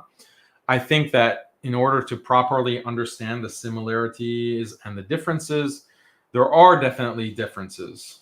I mentioned the similarities earlier, but the differences are things like the Trinity. Obviously, Muslims cannot accept this idea of three and one, three persons who are one, but somehow they're not equivalent. We can't accept the Trinity. We can't accept the concept of original sin, as Mohammed Hijab explained. Who Jesus was, his identity. We don't believe that he was God or divine figure. It's just a prophet, but he is a Messiah and he is returning to earth to save the earth from the Antichrist. He is the Messiah and all Muslims will follow Jesus when he returns. But he's not divine. So that's a big difference. And then also the idea that the Holy Spirit comes after Jesus and he continues to bring revelation after Jesus. Muslims do not believe this. We believe that the original revelation that came to Jesus, which is called the Injil was corrupted and distorted. This is called tahrif. And that is what became Christianity. Christianity basically became Paul's religion as opposed to the religion of Judaism, or as opposed to the original teaching of Jesus. Also, with the identity of Jesus, Jesus was sent to the Israelites or to the children of Israel, the descendants of the Israelites. But Muslims, that's what Muslims believe. And that's what many sects, early Christian sects also believe. But this idea that Jesus came for all of humanity, both Jew and Gentile, this is Paul's religion. This is Paul's teaching. But Muslims believe that no, as Mohammed Hijab also mentioned, Jesus is specific to one nation. But Muhammad ﷺ was the final prophet. He brought the final revelation, confirming what Jesus, peace be upon him, brought, confirming what Moses brought, what Abraham brought. But Muhammad ﷺ brought the final revelation that was for all of humanity. That's a big difference. These are very important, deep differences between Islam and Christianity that we can't forget. But we can't exaggerate the difference either, because what you see is Christians who are criticizing Islam for things like prohibition against homosexuality, the hudud, like corporal punishment for certain crimes like stealing, like chopping off the hands, the practice of stoning as a punishment for adultery. They criticize Islam for slavery. They criticize Islam for lack of religious freedom, lack of free speech, because we have blasphemy laws within Islam. These are the things that Christians criticize Islam for, and they want to portray Christianity and Islam as very different on this basis. But this is a mistake. They're actually distorting the issue, because they are comparing traditional Orthodox Islam with liberal Christianity, with liberalized Christianity. So obviously it's going to seem like a huge difference between the two. But if you compare traditional Islam and traditional Christianity, not liberalized Jordan Peterson Christianity, then actually there are many similarities. And things like practices like slavery, practices like corporal punishment, things like minor marriage, things like a prohibition on sexual freedom, prohibition on homosexuality. Those things are all actually shared. Blasphemy laws, those are actually shared between traditional Christianity and traditional Islam. So that kind of similarity is, as we've discussed, while realizing that there are still some deep differences theologically. And it goes the other way too. If you compare traditional Christianity with liberalized Islam is not true Islam. It's a complete deviance. But there's also going to be major differences, because a liberal Muslim will deny, corporal punishment, will deny blasphemy law, will deny any kind of religious discrimination, will deny any kind of sexual discrimination, and will advocate for feminism and so forth. That's antithetical to traditional Christianity. So on that basis, we also see a lot of difference between liberalized Islam and traditional Christianity. And some of these liberal Muslims will portray Jordan Peterson as a traditional Christian, and they will criticize him on that basis. But that's a farce, obviously, because Jordan Peterson is as liberal as they are. But it's interesting how that dynamic works. But yeah, so liberalized Christianity, this is a product of 18th and 19th century religious reform. There were many ways that Christianity was reformed, and part of it was rejecting the Old Testament, or the applicability of the Old Testament, the relevance of the Old Testament to Christians, and also rejecting the church councils, rejecting the ecumenical councils, the church doctrine, which I explained earlier. So by doing that, by Xing out the Old Testament, Xing out the church councils, only focusing on like a very allegorical interpretation of Jesus' words, they're able to reject basically all of the illiberal aspects of Christian faith. So, I mean, this is a kind of trick, again, that's pulled on Muslims, because the mainstream media never will feature someone like me or a true traditional Muslim.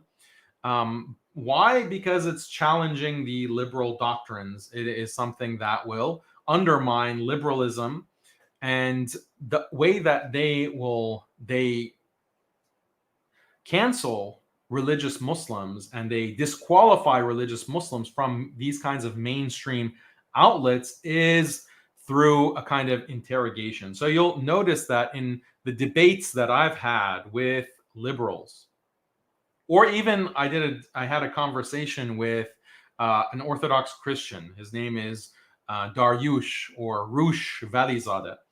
We did that interview. What they always bring up is the illiberal aspects of Islam. They'll say, okay, you're a Muslim. Do you support slavery? You're a Muslim. Do you support the minor marriage, or the Prophet sallallahu alaihi wasallam marrying Aisha? Do you support the punishment for blasphemy? They ask these questions, even though the debate topic or the conversation topic is not about that. But it doesn't matter. They want to immediately undermine you. They want to immediately stigmatize your views. Now compare that kind of interrogation that I will get in these debates or these conversations with the kind of conversations that Ben Shapiro has, or Matt Walsh on the Daily Wire. Ben Shapiro is an Orthodox Jew. He claims to be an Orthodox Jew. Matt Walsh claims to be a Catholic, a traditional Catholic. And guess what? In the Talmud, they also have all kinds of teachings on minor marriage. They have punishments for blasphemy. They have slavery. They have the idea of wife beating or physically disciplining wives. Those are all things in the Talmud, but no one brings that up for Ben Shapiro. Same with Matt Walsh. Like, there are very illiberal things within Catholic doctrine, including punishment for blasphemy, slavery, minor marriage. These are all things that were found in the Catholic tradition, but Matt Walsh is not grilled on those things. So this makes it seem like, okay, we can have traditional Jews and we can have traditional Catholics and Christians who are on these mainstream outlets and can be political commentators. They can have these kinds of channels where they are in the mainstream. But it's because they haven't been asked. They haven't been put on the spot about these beliefs. If they were put on the spot, they would have to disavow.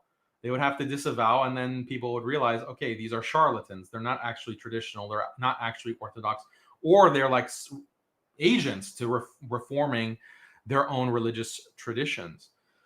But Muslims, we have to be on the sidelines because immediately we're asked about Islam, about the Quran. So imagine like I'm in a debate or I'm in a conversation. I say, look, let's have a debate or let's have a conversation about what Islam says about prayer, Islamic theology, Islamic understanding of marriage and sexual ethics, or Islamic understanding of architecture or agriculture, or any of these things. And then the opponent or the interviewer says, well, you're a Muslim, so what do you think about the marriage of the Prophet ﷺ to Aisha when she was 6 years old? What do you think of that? So immediately you are put on the spot. If you say, I have no problem with that, this is something that I don't think is morally wrong, okay, then you're going to be branded as you're disgusting, terrorist, XYZ. So you're disqualified, you're discredited. If you say something like, well, I don't think that kind of marriage is applicable for this day and age, or there's like context or whatever, then you're still going to get branded. You are disgusting, you are a terrorist, you're a predator, you're XYZ. Even if you say that's not applicable today, because they'll say, well, you have to condemn it. Even the Prophet, you have to condemn your Prophet for doing this. You have to condemn your Prophet for engaging in warfare. You have to condemn him for all of these kinds of policies like corporal punishment, stoning, and lashing, etc. So you can't just say it's not applicable in our times. People will just say, well, so condemn it in the past. Fine, you don't think it's applicable in our times, but you have to condemn it in the past. The only thing that you can say that will be even closely satisfactory is to deny everything and say, no, I reject minor marriage. Yes, the Prophet ﷺ did something wrong. He was mistaken. That's the only way. That's the only kind of acceptable answer within the mainstream discourse. And even then, you'll have some people, like you'll have the right wing or the Zionists who say you're lying, you're doing taqiyya, you're hiding the truth, you're hiding your true belief. So even that, in that case, you'll also lose. But the point is that Muslims are systematically disqualified from mainstream political discourse because we are going to stick to the truth. We're not going to compromise. We're not going to water down. We're not going to sell out like the Ben Shapiros, the Matt Walshes, the Jordan Petersons. So that essentially means we're excluded from mainstream political discourse. We don't get invited to talk to certain people, to be on certain platforms, to address certain issues. It's a systematic exclusion. So this is the strategy that they use to prevent that. And even when it comes to unapologetic critics of liberalism, even they will succumb to these tactics. So sometimes you have people who are unapologetic. They are loud and proud about being traditional, but then they get in front of this interviewer, the liberal interviewer, who's going to grill them and force them, oh, do you think that women are property? Like what happened with Piers Morgan and Andrew Tate, right? And then Andrew Tate buckles, like in that interview, which I analyzed and critiqued from like a month ago or a few weeks ago. So even the most unapologetic speakers will buckle in the face of this kind of liberal pressure and this liberal interrogation. But Muslim skeptic, alhamdulillah, we try to avoid it. We want to be honest. We want to be principled. We don't want to compromise. We don't want to sell out. And that's why we say things in a clear-cut way. You ask us, okay, what does Islamic law say about blasphemy? What does Islamic law say about capital punishment for apostasy? What does Islamic law say about fornication, adultery, homosexual acts? What does Islam say about blasphemy and religious tolerance? What does Islamic law say about this? We say clear cut. This is the Islamic stance. This is what the Islamic tradition says. We're not going to cherry pick. We're not going to distort. We want to be 100% honest because we have nothing to hide. Islam is superior, and it is very obvious why it is superior to all of these other ideologies and religions, we don't need to hide anything. We can explain it rationally for people to understand in a very clear language that people can appreciate and become Muslim.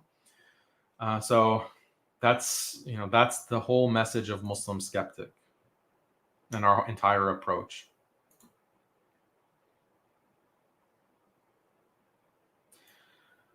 So there's a question from Abu Mujaddid. Hold on. Tiger Bear Monkey Man, Jazakallah khair for the super chat. Another white guy with the other guy, that Orthodox Christian, he made a 7-minute response video on YouTube criticizing hijab. Okay, I'll have to check that out. Jazakallah khair for the super chat. Okay, now I'm like focusing on the chat, so now's the time to put in your comments. Jazakallah khair for the super chat. Do you suggest brothers attend your debate with the atheist in Dallas in person, or is the money better spent on giving to charity? I mean, it's up to you. So if you want to hang out and see me at the debate, feel free to come. If you don't care for that, no problem. Just it'll be on my channel. You can also see it live on Modern Day Debates. I will post a link with where you can buy tickets if you so choose. But I understand that some people want to use their money in the best way. So just make your plans appropriately, or accordingly, rather. Okay. Your opinion on genetically modified skeptic. I don't know who that is. Can you do a podcast with Sheikh Lutfi about Madkhalism? We'll see, inshallah. Check out his channel. I think it's Isra Lights. I posted about it in community tab on the channel, so you can check that out if you want to see Sheikh Lutfi. Original Tawheed. Jazakallah khair. You have a good video on your channel right now. So people, check out Original Tawheed. We have to check out that video that he has just published.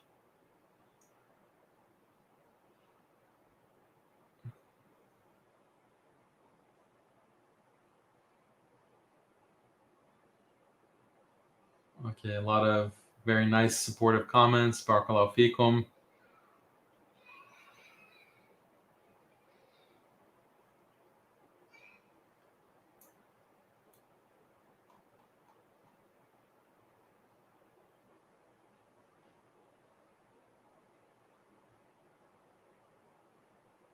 So here's something.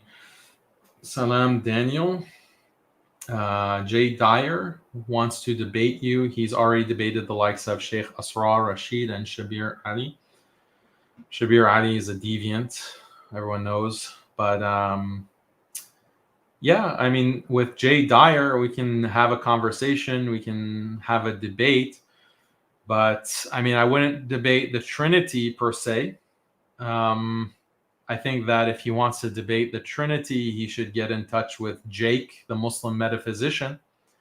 That's a debate that Jay Dyer should take up. If he wants to debate me on, Christianity versus Islam, we can figure out a topic, but I'm very open to that. So he can get in touch, inshallah.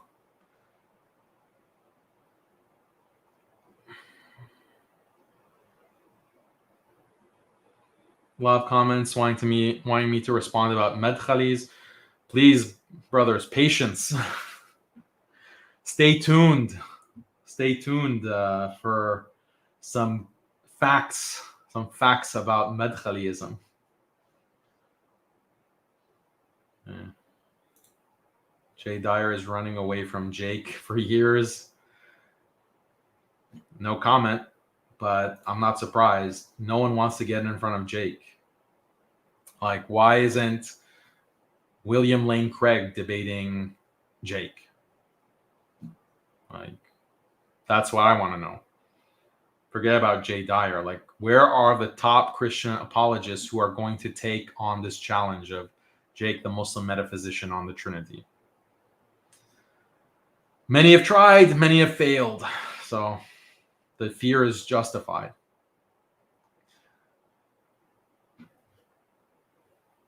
Oh, by the way, anyone who's interested, so if you want some content from Jake, go to his channel, Jake the Muslim Metaphysician. Definitely subscribe.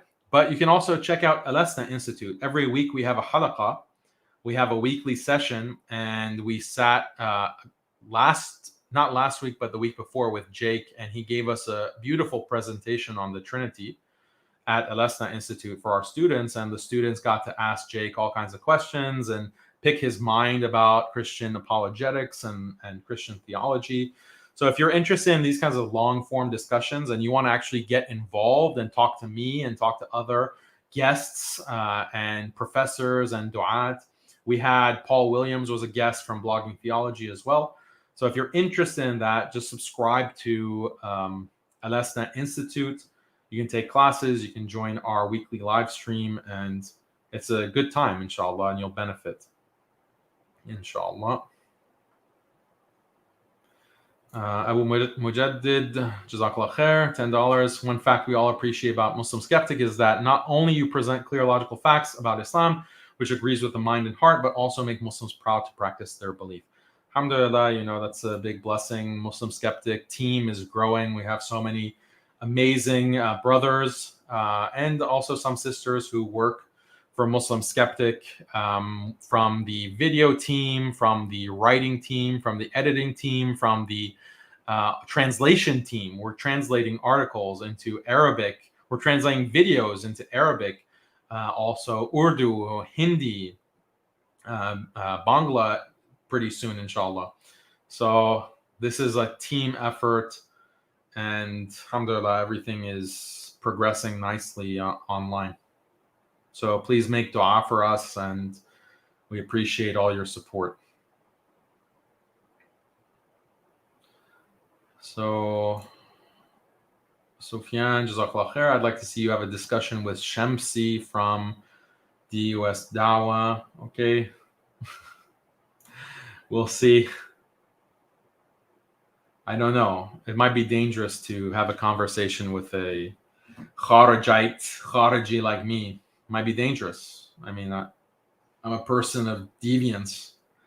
I've made khuruj, and I don't think Shamsi wants to talk to a Khariji and promote and be on the same platform as a Khariji. So.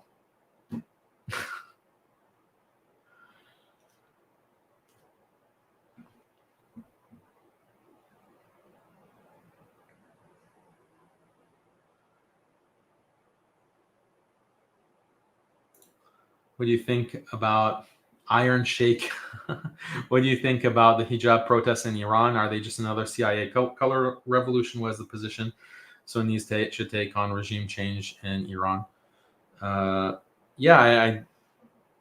Well, I mean, I think there's a lot to say about who's really pushing this revolution in Iran. There's some who claim that it's a CIA operation. And some who claim that the CIA engages in this kind of these tactics to destabilize their geostrategic opponents. So check out MuslimSkeptic.com. We have articles about it. And I don't think Muslims, Sunnis should support this kind of revolution, like this instability in these countries, like in the Middle East. Like, this is just going to lead to the entire Middle East becoming more and more unstable, more and more death and killing. A lot of innocent Muslims are in Iran, and I don't want Iran to become another Syria. I don't want any Muslim country. I don't want any country to become Syria. I don't want any even non-Muslim country to become Syria. That the amount of death and destruction and suffering, we don't want that for anyone, for any society. So I'm completely opposed to this destabilization of these countries, especially in the Middle East. But this is a tactic. Original Tawheed, Jazakallah khair, brother. Make a Genius of Islam production level refutation of Madkhali's. It'd be amazing. Well, we'll see. I'll try my best. Try my best, guys. I mean, a lot of people don't even know what Madkhali means, so I have to find a way to make it relevant and the significance of this Madkhali deviance.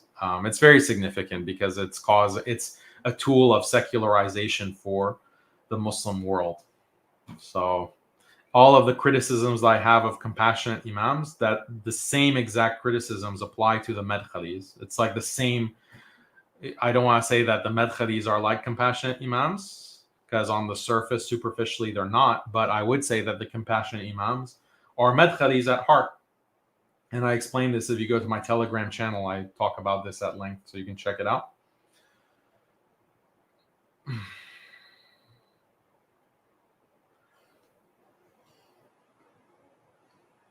There are Madkhalis that are calling for my arrest if I travel. Yeah, I mean, some of them are calling basically for my death. Why? Because I said that governments shouldn't sponsor Halloween parties. So that means I should die. Is Daniel Sunni or Shia? I'm Sunni.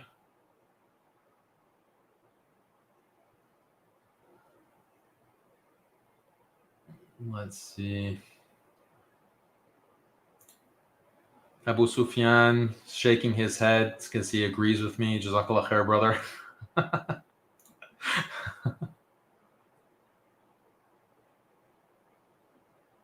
Hope you're doing well, brother, mashallah.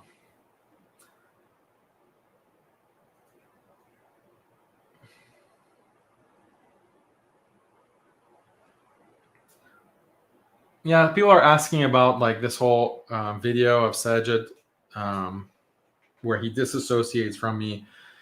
So I keep saying stay tuned because I'm working on something, but I think that people shouldn't freak out or get too emotional, because I think that this is an opportunity to really understand deeper some of these important issues. And I take it as a great opportunity to, okay, I'm getting this criticism, so it's time to put up or shut up. I need to defend myself, and I like to do that. I like to, not because I care for myself, like nafs. I mean, inshallah, that's not the case, but because I like discussing and debating issues and getting to the truth. I enjoy that. So when someone criticizes me and critiques me, someone like Sajid, brother Sajid, mashallah, then that gives an opportunity to like, okay, let's investigate. Let's bring the evidence and let's look at the arguments. Let's analyze. Let's look at the Quran and the Sunnah and the scholarly tradition. What has been said? Who can really bring the correct position? This is a good exercise. So when there's conflict on social media, then I don't think anyone should freak out about it. It's just an opportunity. You, for example, some of you watching right now, you don't know, is Daniel right? Is Sajid right? Who's right? I thought everyone was on the same page, right? But you shouldn't be worried. Like, we'll present the evidence, we'll talk about it, and you can evaluate yourself, and you'll grow in your knowledge, inshallah. No problem. Like, some people get way too emotional and worked up. It's not necessary.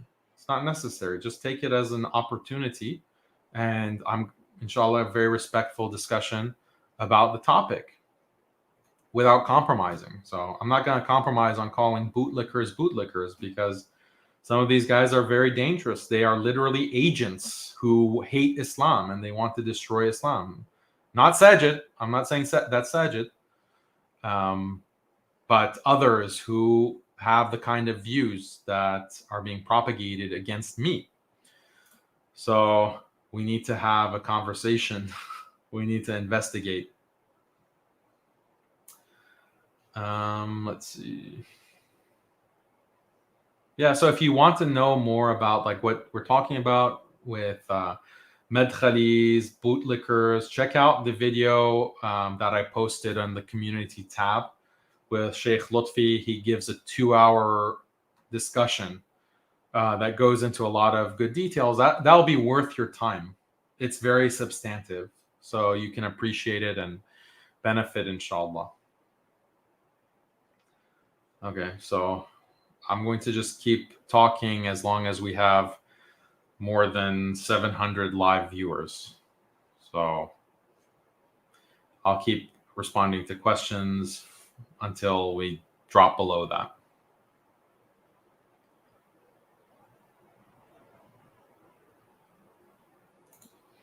Jazakallah khair for a super chat. Andrew Tate reverted to Islam and JP will not, quote unquote, as he said, is very interesting. Shows that it's not what people think about someone, but what they have in the heart. Absolutely. Like you would think on the basis of lifestyle, Andrew Tate is much further from Islam. But Allah guides whom he wills.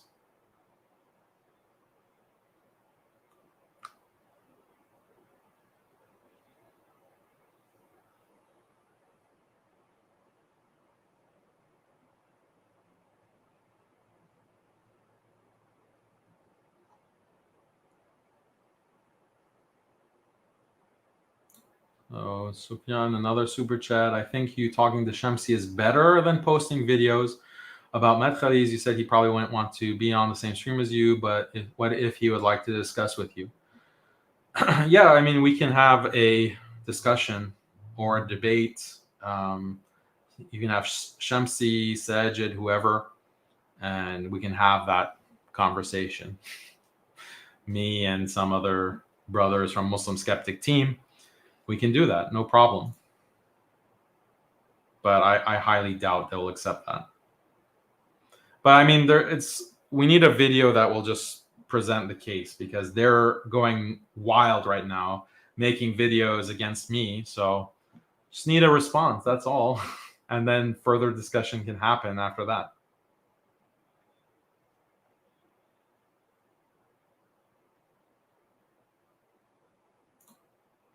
Change of topic here. Assalamu alaikum. Have you seen the video of the Malay astronaut praying in space? And do you think humans will ever actually achieve interplanetary travel? And should Muslims participate? I have not seen that video, but that's interesting. He's praying in space, so may Allah reward him. Do you think humans will ever actually achieve interplanetary travel? Like with a spaceship? No, I don't think that humans will ever achieve that. Should Muslims participate?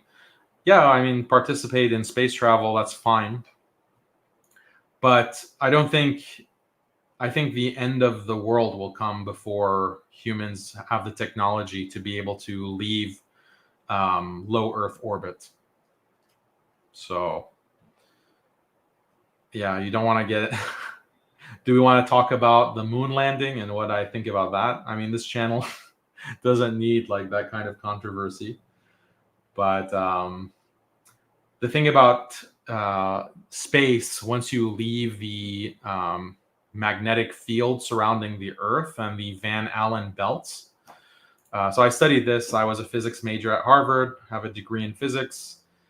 Studied astronomy. I worked in an astronomy lab as an undergraduate at Harvard. So there's a lot of cosmic rays in space, and they're highly toxic to humans. You get radiation poisoning when you're exposed to these cosmic rays. And they're so powerful, like these cosmic rays, gamma rays, for example, that they will penetrate a typical space capsule. The barrier of a space capsule, like with the space shuttle, which is retired, obviously, but the International Space Station is not that thick. It's not like lead. Like you need like this much lead, basically, like a foot of lead to block cosmic rays. And so until that that problem is solved, humans are not going to be able to leave the Van Allen belts around the Earth in order to go to, the moon or Mars or anywhere else.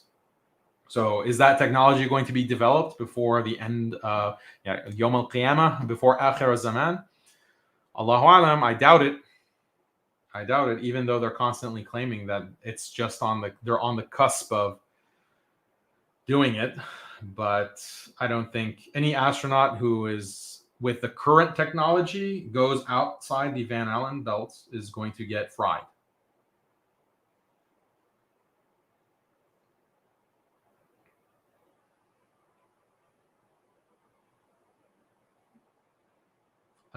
Sister Kimberly, Jazakallah khair. They were connecting you and Dr. Iyad Qunabi, whom I both greatly respect. Have you reached out to Dr. Iyad? Inshallah, both of you are safe and well. Jazakallah khair, sister. Yeah, alhamdulillah, we're well. I haven't talked to him in light of these Madkhali, this Madkhali drama. So he's fine, inshallah. Let's see. What Islamic creed do you follow? Your cultural background, and what fiqh madhab do you follow? I follow the Athari creed, as I have mentioned on the live stream before with Sheikh Kareem. Athari creed, and then I also cultural background is Iranian, Persian cultural background, proud Persian. And as I said, I'm Sunni. Fiqh madhab, I follow the Hanbali madhab. But I've recently been studying the Hanafi madhab. And I think that the madhab are very important to follow and to study traditionally. So that's my background. Okay. Any other? I don't understand this comment. They sold the oil that God gave us to get to Mars. Not sure what that means.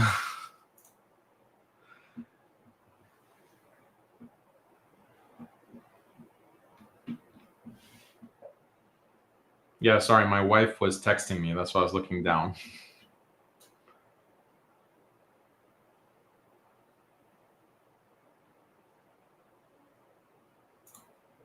What are your thoughts on Islamic democratic system? I talk a lot about family because I think family is important.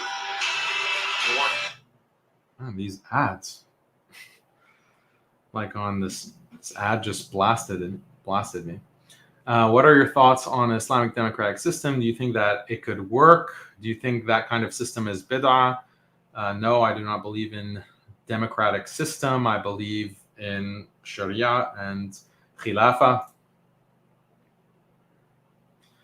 How to avoid sin when I know Allah is most merciful? Well, just don't sin. Try not to sin. And then when you do sin, repent and make istighfar. Not very complicated. May Allah reward you all with Jannah. Ameen. Jazakallah khair for the super chat.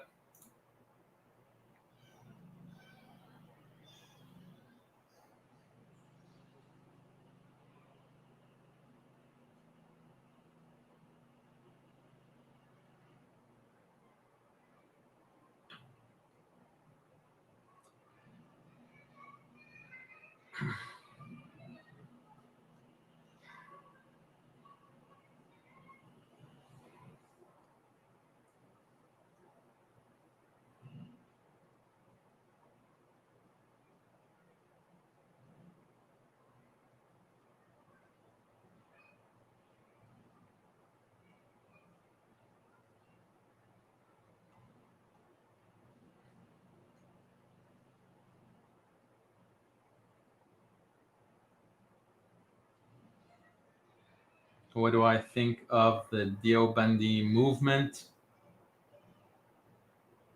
Where is this? What do I think about the Deobandi movement? I think it's a great movement. Definitely support that movement. It was an anti-colonial movement, actually, from Deoband in India. So they're the real ones fighting against colonialism, and they're still fighting against colonialism to this day. And there are madaris all over the world that are producing the most number of huffaz, most number of ulama are the Deobandis, mashallah. So I am a complete fan of that movement, and I've had Deobandi teachers, multiple teachers. So I'm standing them. I'm a fanboy, no doubt about it. Because why? I mean, they're preserving the Islamic tradition. They're preserving Islam with the scholarly tradition. They're preserving the Sunnah. What is the attitude or the guiding philosophy of the Deoband school of thought?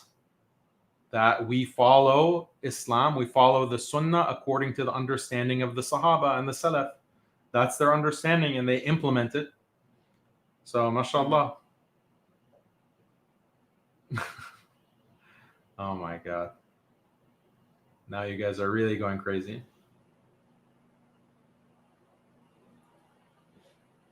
I also answered this question when I was asked this by a Zionist critic from the Middle East Forum, and he was trying to get me to say something against Salafis. Then that didn't work. He wanted me to say something against Deobandis. That didn't work. So go watch that interview. It's on my channel. I think I titled it "Zionist Tries to Trap Daniel," and you can look at my answer. It's not that long. It's like 40 minutes.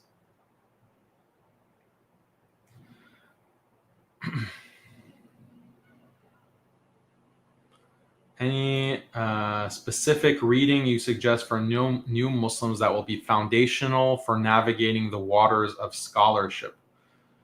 Yeah, I have some recommendations. This was actually recently. Recently, someone asked this on email, and I had the Muslim Skeptic team give me suggestions. So let me actually read some of these for you to give you a substantive answer on a reading list.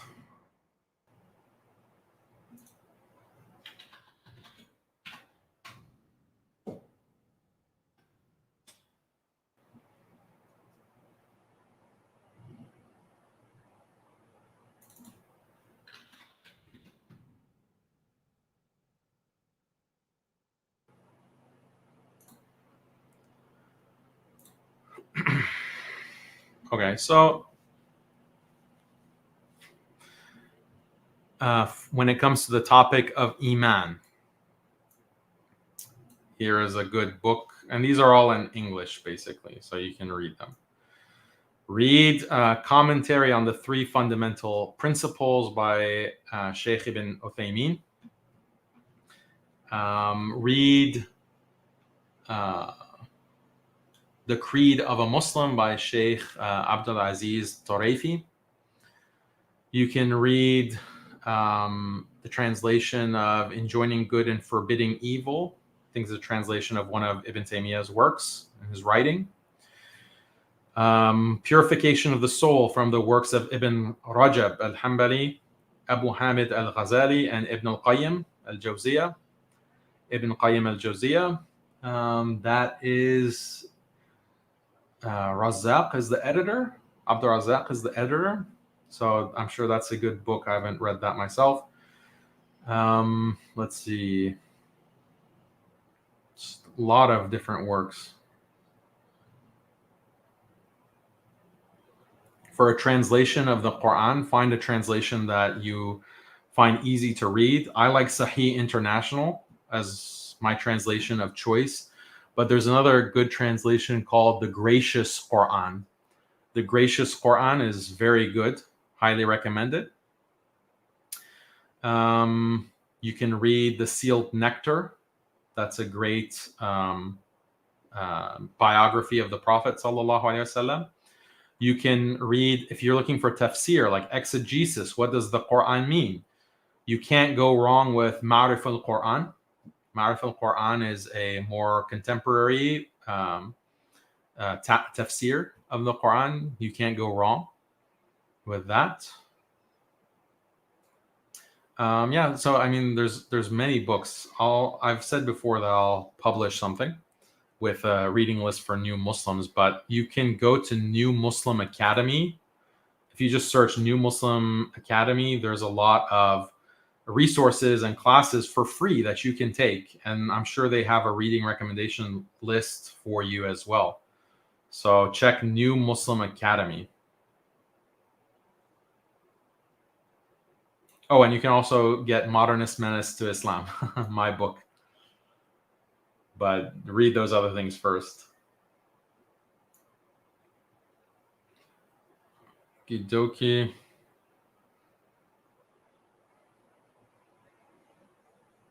Okay, trying to get me to explain why I picked my creed. That's a long discussion, but we can save that for later. What is a super chat? That's a good question. Some meta irony here in the chat. Reaper Bleeper, Jazakallah khair. Salam, brother. Recently started watching your videos, and alhamdulillah, the message and content exceeded my expectations. Keep up the good work. Appreciate it. Jazakallah khair.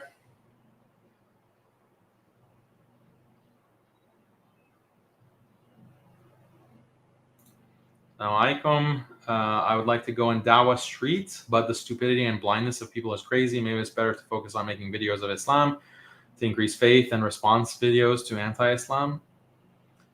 Yeah, if you're capable of doing dawah, you have studied Islam and with qualified shuyukh, and that those shuyukh recommend that you do dawah publicly by starting a channel, consult with them and make sure you're doing everything in a halal way.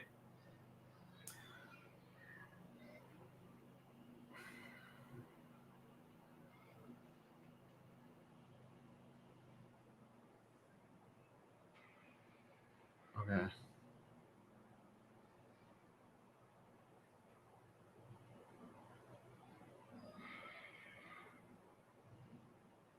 The term madkhali you use is simply used to label others. It's not a sect or cult, a tribe based in Saudi Arabia, just like the people of Bid'ah use the term Wahhabi. Bin Baz and Uthaymin praise Rabi al-Madkhali. We'll see. Stay tuned. Stay tuned.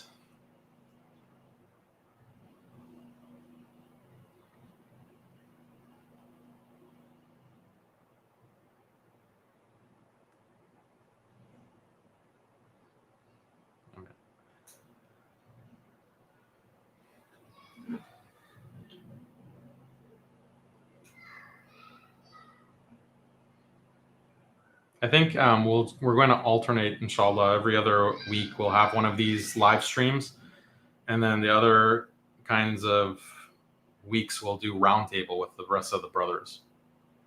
So if you like this format, we're going to have more of it, inshallah. Yeah, I'm surprised you guys really sticking around. But yeah, we're hitting 4 hours now, so I think it's a good time to stop. But I appreciate everyone's comments. I hope you enjoyed and found the live stream informative. And yeah, it was a pleasure interacting with all of you. Make sure to like and subscribe to the video. Put your comments. Try to keep it respectful. Don't be inflamed by sectarianism, inshallah. And we will catch you on the next one. Bi'idhnillah. Jazakallah khaira. Jazakumullahu khairan for your attention. Assalamu alaikum wa rahmatullahi wa barakatuh.